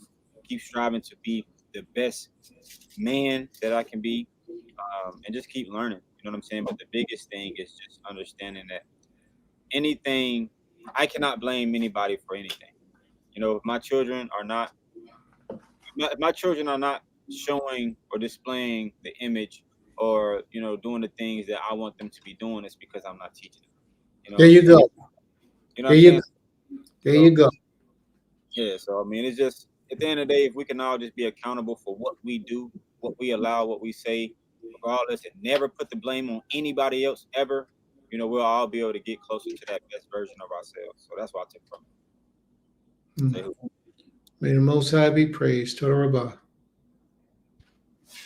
That's one thing I wanted to say about one of the videos that you brought out, and the narrative that I kind of want to, not kind of, that I am trying to change in the message and the ministry that I have, is this. You heard the man say, they was asking about the girl versus the boy, and you hear this narrative pushed a lot throughout even what we teach today, and is put more effort or energy into the young lady versus the son. I believe wholeheartedly, and I stand firm, and I speak authoritatively when I say this. I think that's one of the issues. I think that we should give the same energy to both, because when we put more energy on the woman due to we want to, the girl, because we want to protect her, make sure she doesn't go through this, X, Y, and Z. Now we're dropping the ball because now we're not teaching the boy not just how to be a man, but how to navigate in different subjects and variables in life, which is the after effect and the aftermath that we're seeing is happening to the women. Because we're focusing on just teaching the woman this, we got to put pressure on this so she doesn't fall into this and fall into that, but we're not teaching our boys. So it's a lack of balance. That balance is what's the missing piece in our home, and that's why we're seeing all these statistics that we're seeing that you brought out, Prince. I believe firmly it's because we're not putting it across the board balance on both. So he had went away from what we do in Africa. He said in Africa we do this to both, but here people was clapping on the video.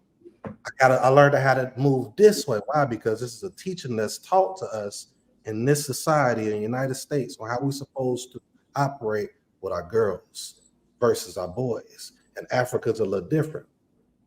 So that's a whole nother conversation, but I wanted to paint that narrative more so to remove a lot of the stuff that we're seeing that's happening with men versus women in their older ages. Is we have to dispense or put out the same energy and effort that we put on the girl, on the boy as well. And a lot of stuff that we see that's happening with the men failing and they're not getting this and that, blah, blah, blah, because the energy is not being put on both in the same way. Variables are different. I understand that, but the same energy needs to be put on both. All right. May the Most High be praised. And if you watch that part when he said that, he also spoke about you give it to the girl, but you don't give it to the boy, and the boy just got to go away and eat it. It grows up inside of him. It festers inside of him. So yes, that's a good takeaway from the lesson. We got to share that energy, the conversation in our time with both children and not just favor one over the other. May the Most High be praised. All right, Nasi. I'll start at Princess comment because I think that's when they started to come in. She says it's the high of the forbidden. When you partake, it's something forbidden. It's like a spell, and once you're under a spell, you're no longer yourself. Foods, clothes, and people can put you under a spell. And this is talking about when you was talking about the sex part. Yeah, while doing evil brings you such a fulfilling, energy inside of you.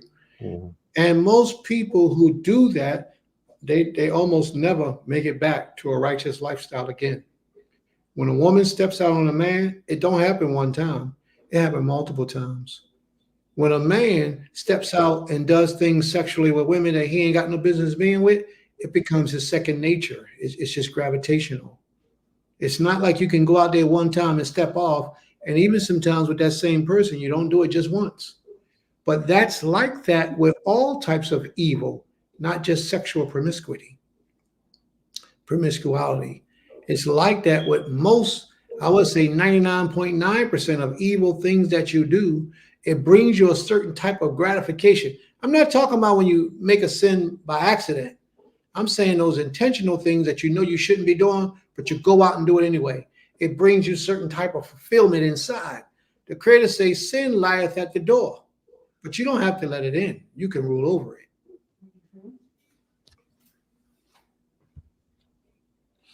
Dame Cattell says the deceiver is always looking for a weak link in family ties, so he finds reason to break up the order the Creator designed for us to follow. Aim, you're absolutely correct. May the Most High be praised for that. You're absolutely correct. But what happens is most people don't think that they're that weak link, because we get this confidence that we know, and we right. We get that confidence. And if you're not took into a little corner and knocked upside your head, you can be that weak link that the adversary brings in to destroy all the work that we've done for so long.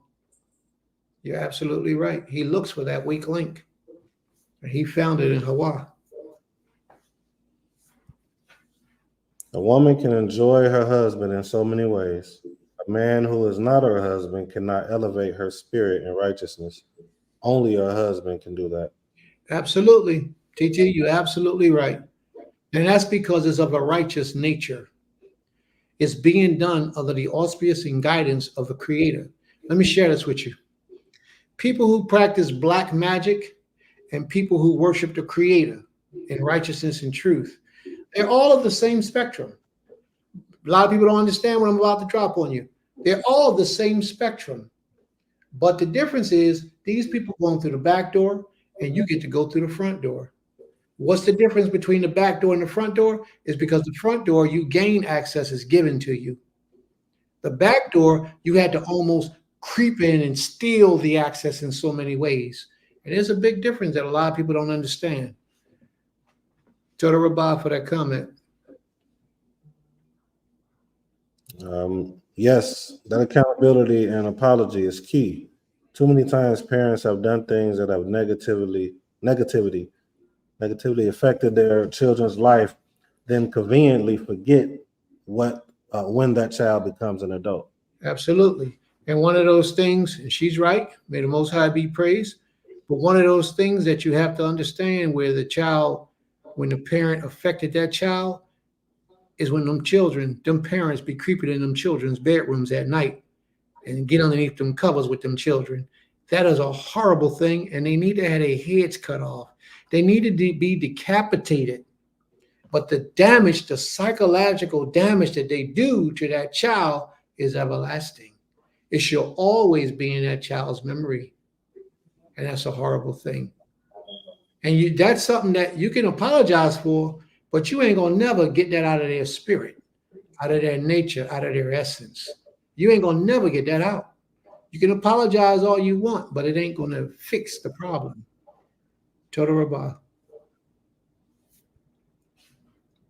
And I see your teachings help us look forward to the Creator sending us righteous men. All praises to the Most High. May the Most High be praised. Toda Rabah.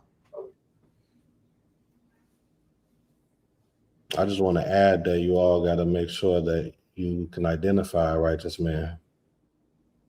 Tell them about it. I mean, many people don't identify righteous men because many people are not used to order. And that order is going to showcase balance too. It's not going to be a man just saying do. And then like Prince said earlier, now they doing wickedness on the side.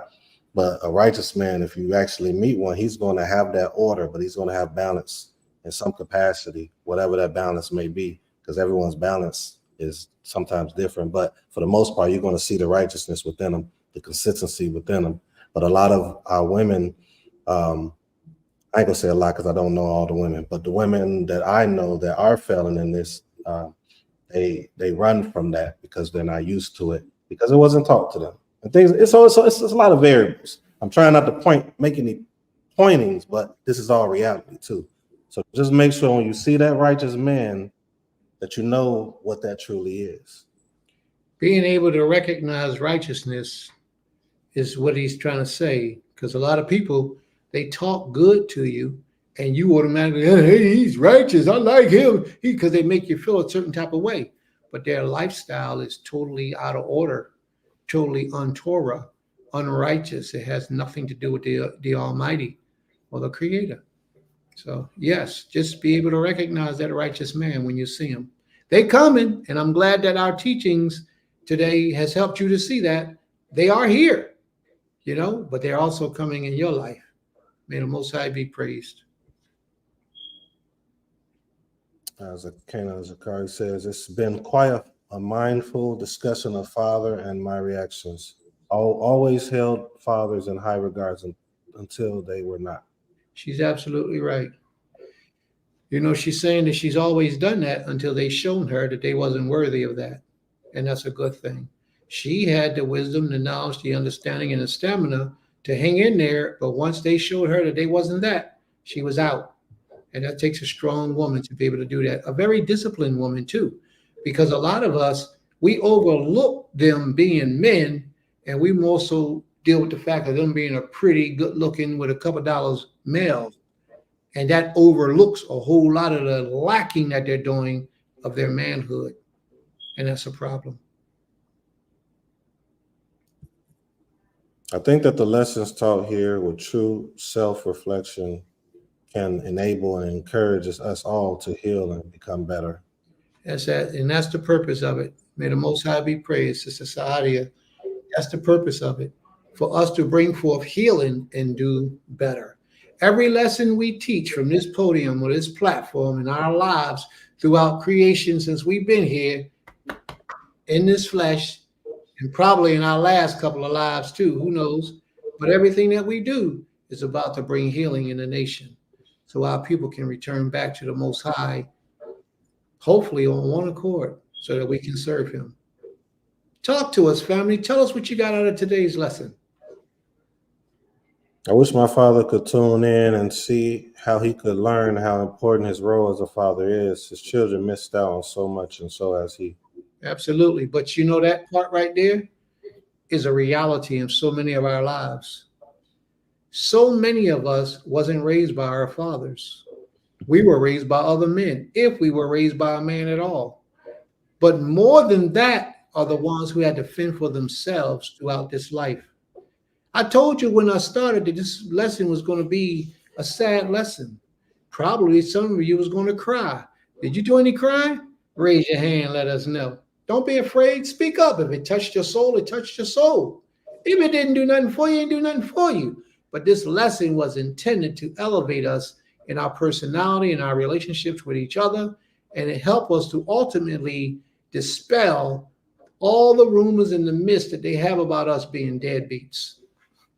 She said, I'm crying now. May the Most High be praised. You have most fathers not here from birth, even adulthood. They don't know any father sometimes. You have brother, married, sister, and that is so sad. Fathers should play their in child, their life. Now, Sister Opal, may the Most High be praised, and you're absolutely right. And that was a topic that I didn't touch on. So many males have children with different women, and some of them, brothers and sisters, marry each other and don't even know they got the same father because the father didn't play an active role in any of their lives. And they didn't go through the courtship process like we teach. They didn't go through that process. Therefore, they could be brothers and sisters having intercourse and having children and don't even understand what's going on. So thank you for bringing that out, Sister Opal. May the Most High be praised. I think she was saying how now son brothers are walking with anyone to do this. You want to say it on there? Because I don't know. They probably look at it. I'm going to turn it down. Hold on a second. Go ahead. Shalom. I also got out of what Sister Oprah was saying was that also what I thought she was saying anyway, was more of because they're absentee fathers, brothers are now walking their sisters down the aisle when they get married or being present for their sisters. But what you brought out could be, I mean, it could be. No, Make sure. Just put that back up, please, Sister Opal's comment. Oh, okay. I think it's further, so go ahead. Okay.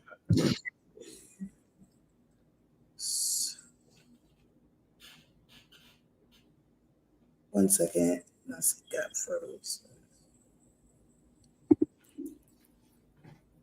You say you have most father not there from birth, even adulthood. They don't know any father. Sometimes you have brother, married, sister.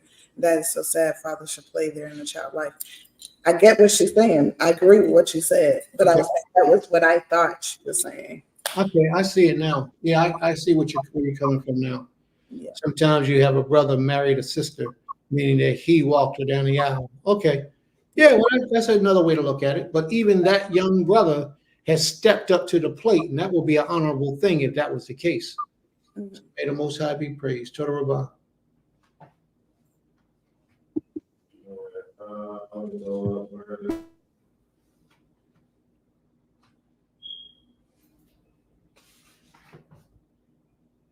So this says, I don't think he intended to convey put less energy on the boy child or ignore the boy child. I think it's about the different expression of energy according to how boys, men, and girls, women are wired. We certainly should give the same amount of energy into boys and girls. However, it's a way we give that attention that must differ because of the nuances and the responsiveness according to gender. I think that we all are saying the same thing. That's why I said it's variables. And the variables are how you treat the man or woman. The man in the video said that, you know, with the woman, we give the girl, we give them more. With the boy, we give them a little bit, and then we say, all right, back to it, be a man. I'm saying don't even do that fully.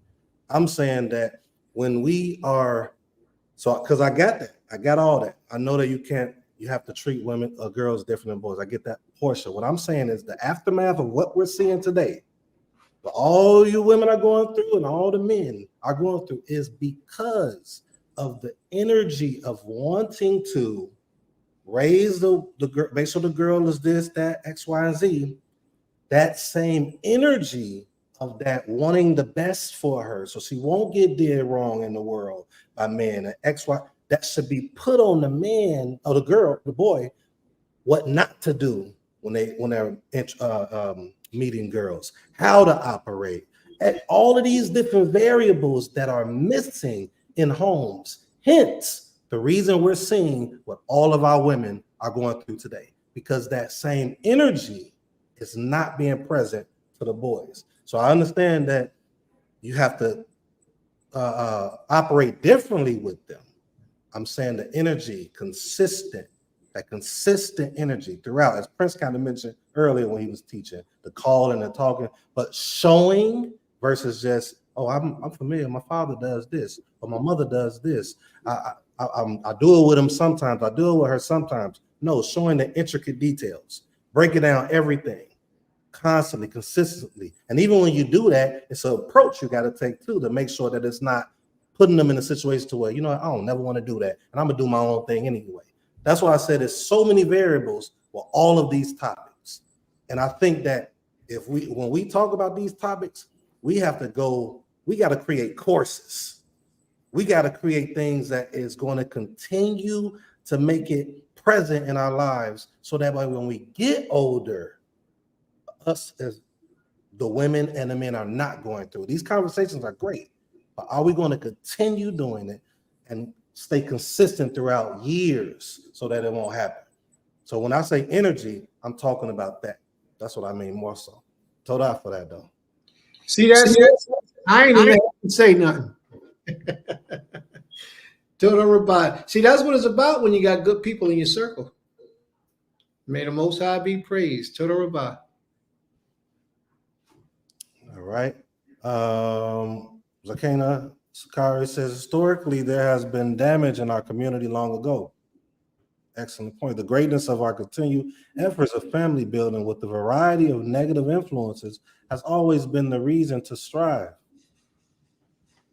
May the Most High be praised. And you're absolutely right. Absolutely right. But it takes a lot for people to recognize that. Everybody doesn't recognize that. The greatness of our continued efforts of family building A lot of people don't recognize that. Tell the rabbi. I think she's just elaborating a little more. We simply can't and shouldn't communicate or teach the same way to boys as girls. I agree. However, the love should be the same for and with both. I agree wholeheartedly. You know, so we're saying the same thing, I believe. I'm just stressing that it has to be continued. And I think with men, or boys, it's like at a certain point we kind of let them be. You know, we'll teach, hey, don't get these girls pregnant. Yeah, take condoms. But then with girls, we'll say, yeah, you shouldn't be having sex, this and that, which I agree with. I think it should be the same teaching for the boys. That's what I mean. The same teaching has to be for both of them to be successful. I was ready to say something real funny, but you're absolutely right. I ain't gonna crack no joke. Keep it moving. I know it's different variables and stuff. No, what I was gonna say was when you never mind. I said I wasn't gonna say it. Don't worry about it. Go ahead, man. Hey, I want to hear it. Go ahead. You want to hear it? Okay. Yeah. When you said we tell the girls don't have sex, and then you said, well, we tell the boys if you have sex, wear the condoms.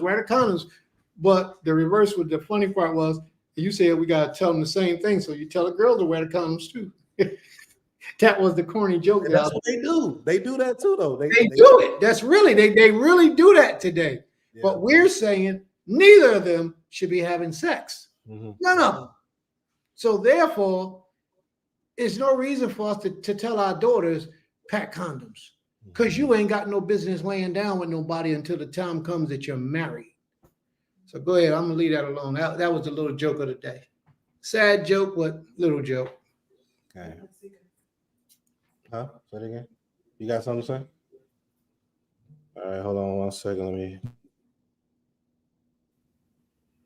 Shalom. I was about to say concerning just some different things I've experienced with my peers growing up. I know you all were talking about the boy energy versus the girl energy and how you speak to them.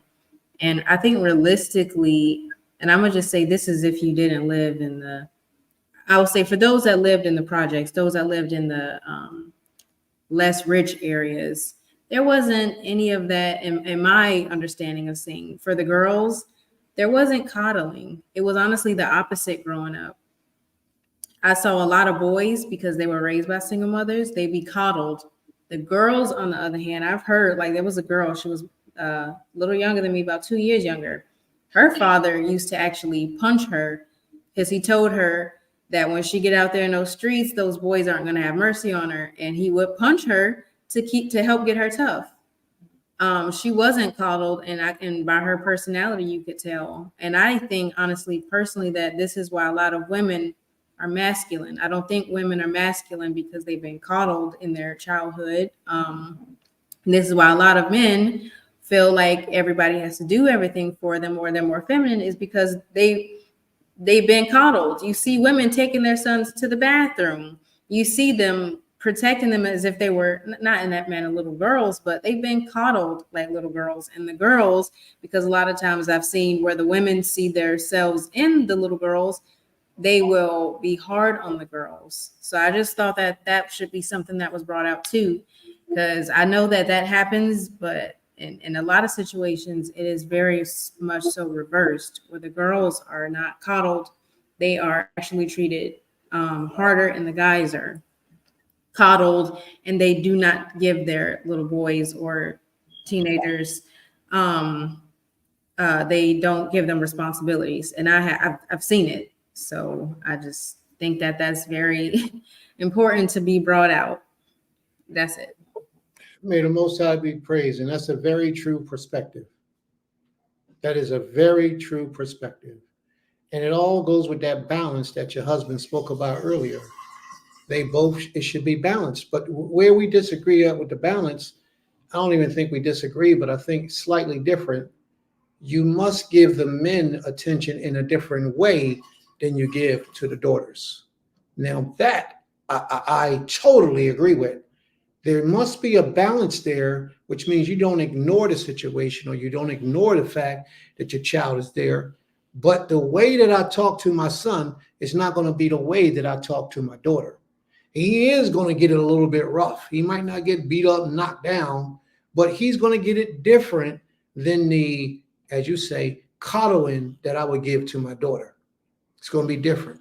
See, because I didn't used to be that way. I used to be where I just beat the living daylights out of you when you act a fool. And we didn't do a whole lot. What did I say? Didn't I say? Didn't I? Well, what did you do? Okay, what? Bang! And that's what it was.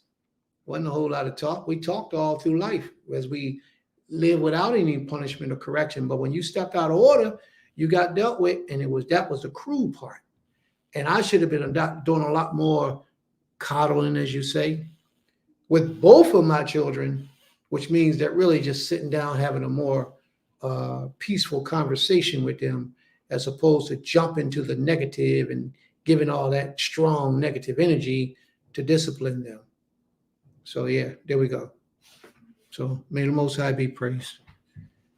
Yeah. I think the terms, everyone is just throwing around similar terms, and that may be the confusion. That's why I said we need to have like some books written on these things, courses, for a better understanding. Well, that's and we got a project to do then, right? I'm already doing it. All right, then let's check it out and let's get it done correctly. That's all. May the Most High be praised, and I totally agree with you. There's no need for us to keep talking about it if we're not going to put it in memory or memorialize it so others after us can see it. Then we're wasting our time.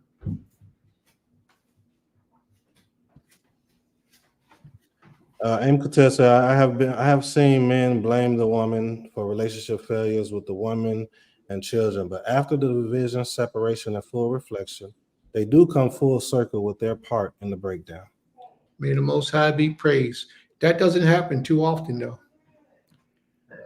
I would pray that it does happen more often in our communities. But thank you, Aim. A lot of the other comments are kind of just. Oh, go ahead, Asante. Toda.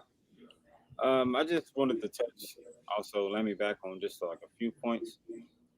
Even when it came to like the raising of the boys versus the girls, the scriptures tell us to train up a child in the way that they should go, and when they grow old, they shall not depart from it.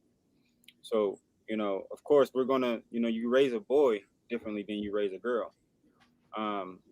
What our society has done overall a lot when it comes down to the men is that, women sometimes can get that, we're taught when we naturally give that, that nurturing, sometimes, not all the times, because a lot of our women actually do grow up not getting the proper teaching as well. But I'm only speaking for men. A lot of times men or boys or young men are given a you figure it out type of love. They're given a, you got to figure it out. You once you get to a certain age, you're a man now, you figure it out. But the scripture don't tell us to make our sons figure it out. The scripture tells us to train them up in the way that they should go. And a lot of us have not been trained in a way that we should go. And then we get to a certain age where it's like now, because you're already here, you're already, whether you didn't already had a child or whether you didn't already, taken on a wife. And you know what I mean? Even though you haven't learned these things, it's like we have to start, fathers are always needed throughout the life. The teaching is needed throughout your entire life because you're always going to be learning. And so what has happened is that a lot of times when it comes down to men, we've been given you figure it out. You have to figure it out. You got to figure it out, and we haven't had the proper training.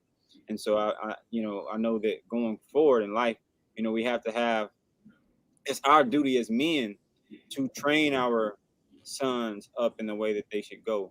Even if, for me, like I said, my father has never been involved in my life whatsoever, period. You know what I mean? And so I made a lot of mistakes along the way, right? And I got married early, prematurely in life. You know what I'm saying? I had children prematurely in life. You know what I mean? Only because, like I said, I was not trained properly. And then when I got to that certain place, I had a lot of people tell me, well, you're a man, you got to figure it out. When I went seeking out for help, when I went seeking out for instruction, guidance, understanding on things, a lot of people gave me you've got to figure it out because you're a man and there's not too much that I can do for you. So when it comes to, on that way, of course, you're going to teach a boy to be a boy. You're going to teach a girl to be a girl. I feel that all this really being said is that you can't forget to teach the boys as well. You can't forget to continuously have that, that righteous teaching, that righteous love, for your sons, because like I said, we have, regardless if the man is out of order, everything is going to always be out of order. Period. Ain't no question about it. You can teach the women everything, but if you do not give the men what they need, the boys what they need, everything is going to stay out of order because it starts with us. It starts with us. And then the second thing I was going to say as well is that, even going back to the story of Adam and Hua, that story alone is something we are living every single day, right? So when you have the serpent that came to Hua, right? Abba, you said it, I think, in last week's class, is that, what hinders us a lot is our lack of contentment, and sometimes this is the thing. Men's downfall, men can't blame women for their downfall. All a man can say is that he didn't have control over wanting to please his woman rather than pleasing the creator. You know what I mean? It's the downfall of every man, whether it was at the hands of a woman, it wasn't her, it was his desire to please her before pleasing the Most High, right? And then a lot of times we see the adversarial spirit will sometimes come to our women or to women alone and say, hey, what you have right now is not enough. You need this, or you need more. You need this right here. You need to have this, or, and that's what the serpent came to and brought to Hua, is that you don't, yes, Most High says you can have all this, but you can still have this too. There's more that you can have. Instead of being content with what the creator had already gave Adam and said, this is what y'all are to have, what y'all are to share, right? And so sometimes, us as men, we have to be in control of, that's what I'm learning. This is what keeps us as men from staying in order, staying in our righteous position with the creator first, is because our women's desire, yes, is to us, but we have also been tricked by the adversarial spirit to want to always please the woman. Samson said, don't touch your hair, do not touch your hair, but because his desire was, he wanted to please the woman that he was in love with, he did what the creator told him not to do, and so this is just something that, I wanted to bring out as well, is that us as men, we have to strive and remember our job is to lead our women to the creator, and if you have a righteous woman, you leading her to the creator, she's going to be pleased with that. She's going to be content with following you to the creator, but we also must be aware of the adversarial spirit that will also try to come in and say, well, what the path that the creator has y'all on is not enough. There's you're lacking in this, you're lacking right here, you're lacking in this area. Sometimes we just have to look around and see the garden around us and see there's plenty for us to eat. There's plenty for us to have. We just have to be able to see those things and be present and thank the creator in those moments so that we don't have this continuation of the adversarial spirit. The adversarial spirit is going to always come after our women because he knows that they came from us. It's a natural desire for us sometimes as men to want to make sure that our woman is happy in every single way, even if it means us going against what the creator told us to do.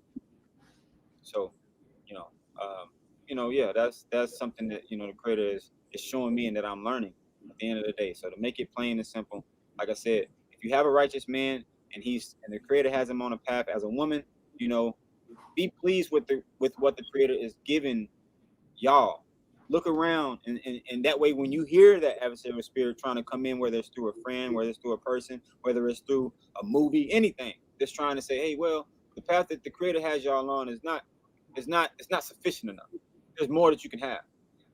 We have to be able to be content with what the creator has given us so that we don't fall victim to every desire, everything that appears to be wisdom or appears to be good for food. You know what I mean? And then us as men, we have to remain solid in what we know that the creator has told us to do. All right. May the Most High be praised. You got a couple comments there. But thank you, Bang, for that. You ignited a lot of fire in a lot of people. So here we go.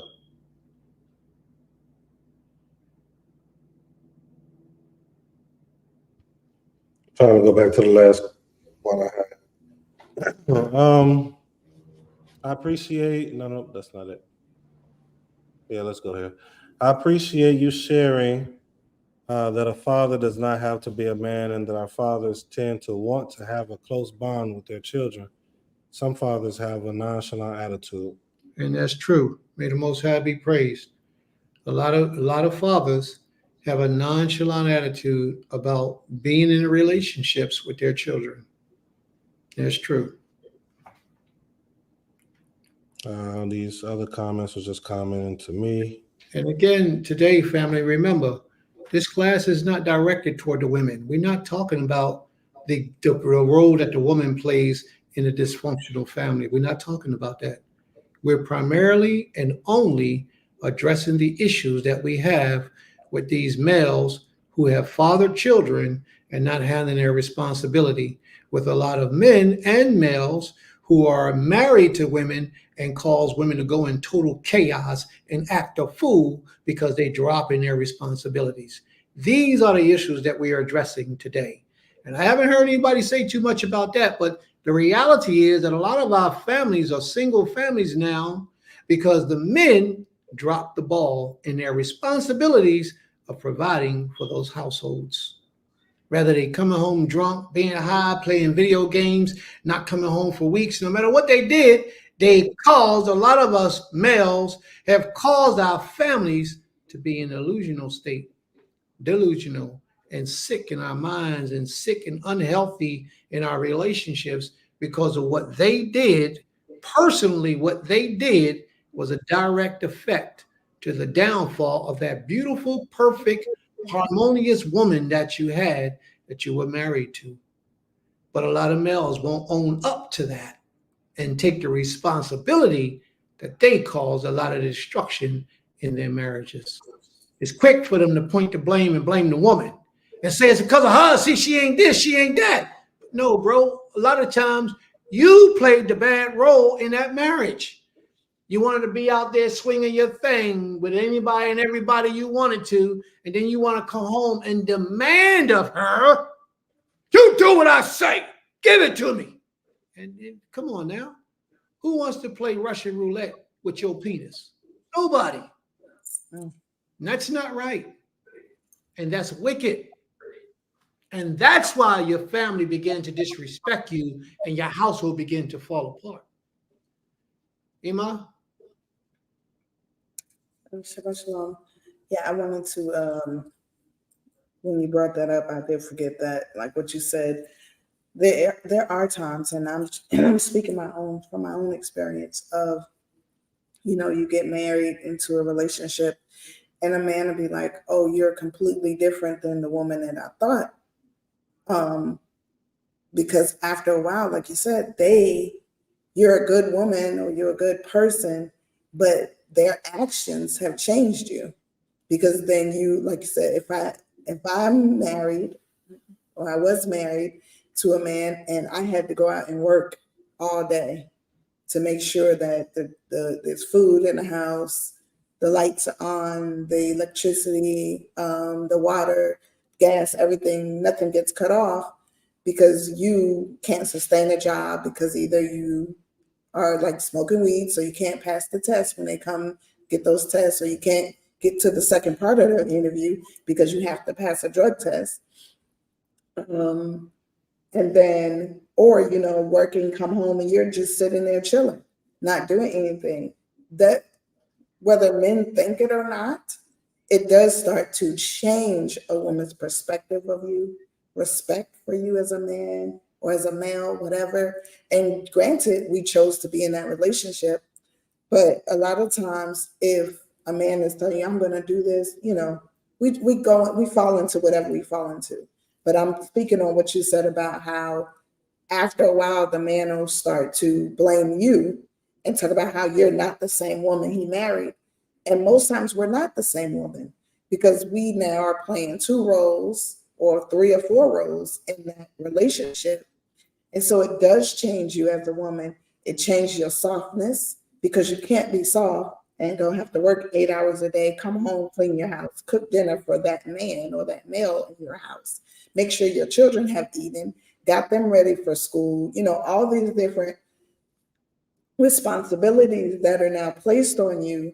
And you're looking at this person that's sitting in your house like, well, what are you doing here if you're not being a help, if you're not helping?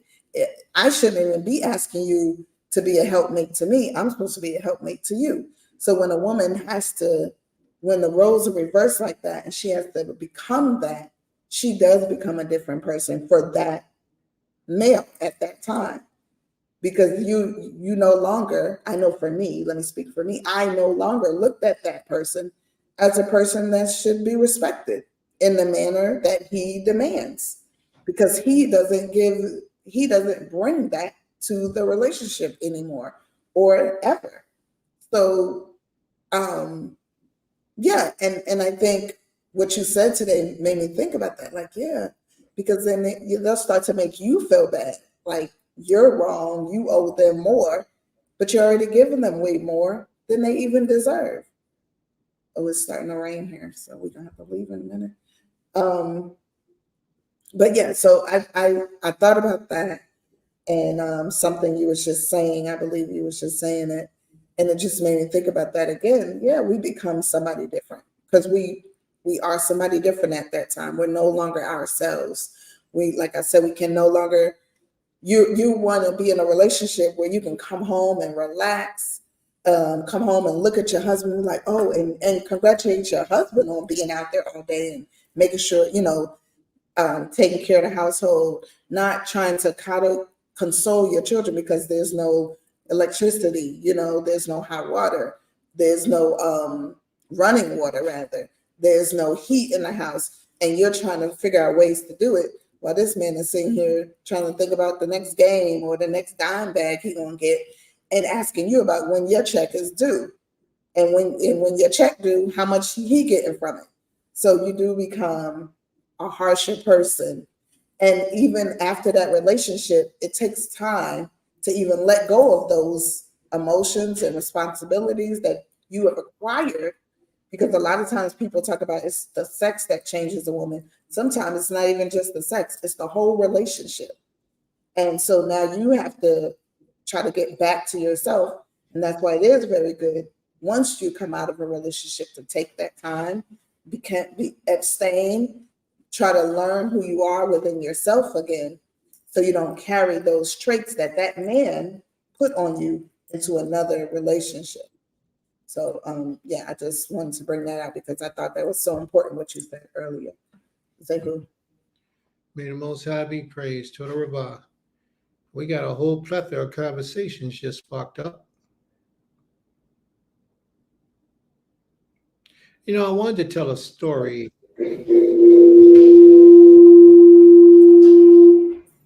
A brief story.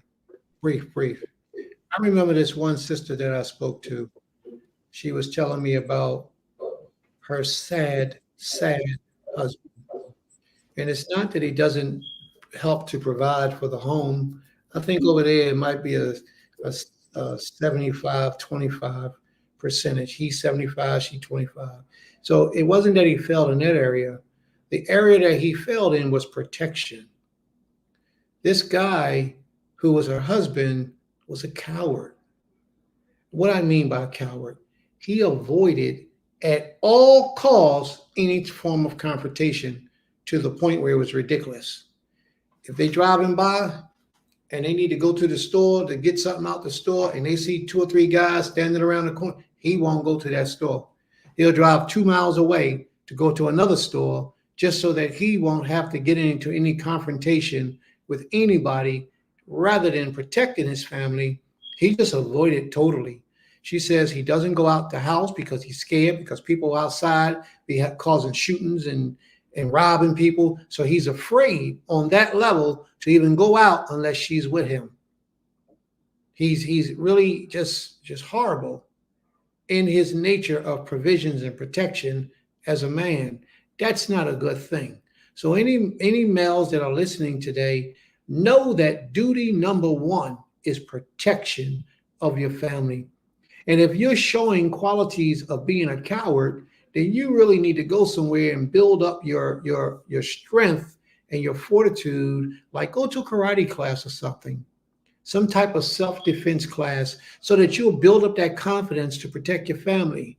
Now, it's wise of you to see a whole lot of people around in a situation and avoid that, but you just straight coward in your heart that your wife feels you're a coward. Something's wrong with that. And you need to readjust your behavior and learn what needs to be done in your life to build up some testicles within yourself so that you have the confidence and you win the confidence of your wife again. So if you got to, bro, go get some self-defense classes or something, but you got to change up. Now, I don't know if those type of people are listening, because there's a lot of males that are like that today, but that definitely is not a sign of manhood. That's a sign of femininity. Women look for protection. Now, I'm not saying anything is wrong for you, what you're trying to avoid confrontations. Sometimes certain things, you have to put yourself in harm's way just to get the things you need. Not meaning that harm is always going to come to you, but you can't be opposed that if harm does come, you're not going to try to protect your family and yourself. And that's what your wife feels about you, for those males who are like that. Go ahead, y'all, take that over, please. Thank you. Absolutely not. See, consistency is a key, creating tradition and legacy of reorienting us into traditions that are sustainable. It needs to be taught. May the Most High be praised. Total Rabbah. And you're absolutely right, sis. It needs to be taught. Okay, and I see the resulting energies displayed with boys versus girls are greatly fueled by cultural beliefs. And that's right. And behavior, how we behave, is based on our beliefs. May the Most High be praised. We'll fix it. We're going to start with things like this. But for Hebrews, the men are commanded by the Most High to spend every day, AM, PM, and spare time teaching our boys. And that's right. May the Most High be praised. With all discipline, with children, understanding should be passed with the discipline for all children, both sexes. And that's right. May the Most High be praised. Absolutely. Is that Brother Raya? Okay. And not just with discipline, learn, give understanding regularly, daily with our youth. When you sit in your house, when you walk by the way, when you lie down and rise up. Absolutely. Praise the Almighty. May the Most High be praised. Read on. A lot of us be so occupied trying to live or make ends meet, we forget about the law until, like Prince said, when the boy or girl gets out of order, then pow, tearing their butt up, doing the preliminary. And we gotta stay on point and never forget that we're a father, we're a man, we're a husband, and we have to stay consistently raising our children. Like you say, More, they are males, not men. There you go. Absolutely. May the Most High be praised. Abstinence until married. May the Most High be praised. Total Rabbah. Abstinence until married for both men and women, both sides of the spectrum. Amen. We've become accustomed to blaming a woman, even the phrase single mother instead of that, what the Creator calls it, which is fatherless. Fatherless. I like that. Thank you, Nisi. I like that. Single mothers instead of what the Creator called it, fatherlessness. There is no fathers. That's what it is. May the Most High be praised. I'll try to remember to use that in the future. That's a lot. Until the accountability is shifted, the problem will not be solved. Yeah, absolutely. El Shaddai still charged Adam after he told El Shaddai, the woman thou gave me, and I did eat. He sure did. But see, the point I was bringing out was that after Adam's punishment, the serpent's punishment, serpent was punished and his children. The woman's punishment, the woman was punished and her children. I don't know how much children was punished through the woman, but the woman was punished. And everybody she brought about had that same effect, so her children was punished. But with Adam's punishment, it affected all humanity. Everybody that was brought in the earth suffered at the hand that Adam suffered, and they're still doing it today. Read on, please. Thank you. Not having a father causes women to become masculine in order to protect themselves. And that's a new way for us to look at it because, you know, not having a father, I could see where it could cause a woman to become on the masculine side of actions. Read on, please. Total Rabbah.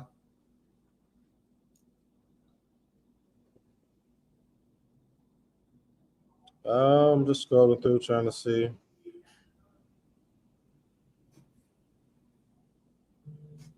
I think a masculine energy will come with that.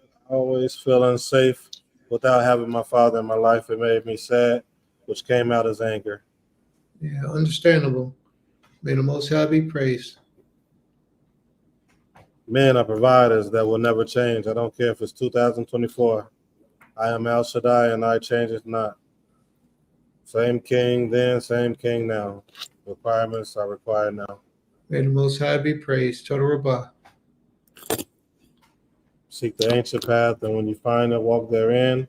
Israel don't change with the times. Absolutely. May the Most High be praised. No, Moray, the faint at heart can't change that. They don't go to war. They just stay back and watch the stuff. May the Most High be praised.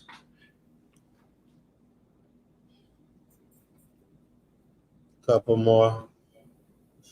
Cowardice comes even in folks with skills. Cowardice has to do with the heart, not skill. Look at Goliath. All those men who were afraid and running were men of great experience in war. May the Most High be praised. Now, both of you are saying the same thing, you and Brown. But the point I'm making to you is to build up a man's confidence. To build up a man's confidence, he must be trained. And it's usually those who haven't been in warfare, who don't know anything about fighting, who are afraid. Now, I understand that certain things you have to be born with. And I understand that. It's no issue. Is that who? All right. All right. So, family, it's now the 3 o'clock hour. So what we're going to do is we're going to start our class today at 4:30. Creator willing. We'll start at 4:30 today for the second portion. All right. So may the Most High be praised. If there's any questions or comments, you can always continue to write them down and we'll get them and we'll be able to comment on them. All right. May the Most High be praised and Creator willing. We'll see you all at the 4 o'clock hour. Shabbat Shalom Lakim. We had a wonderful class and thank you for participating and thank you for taking the time out of your day to be with us. Shalom.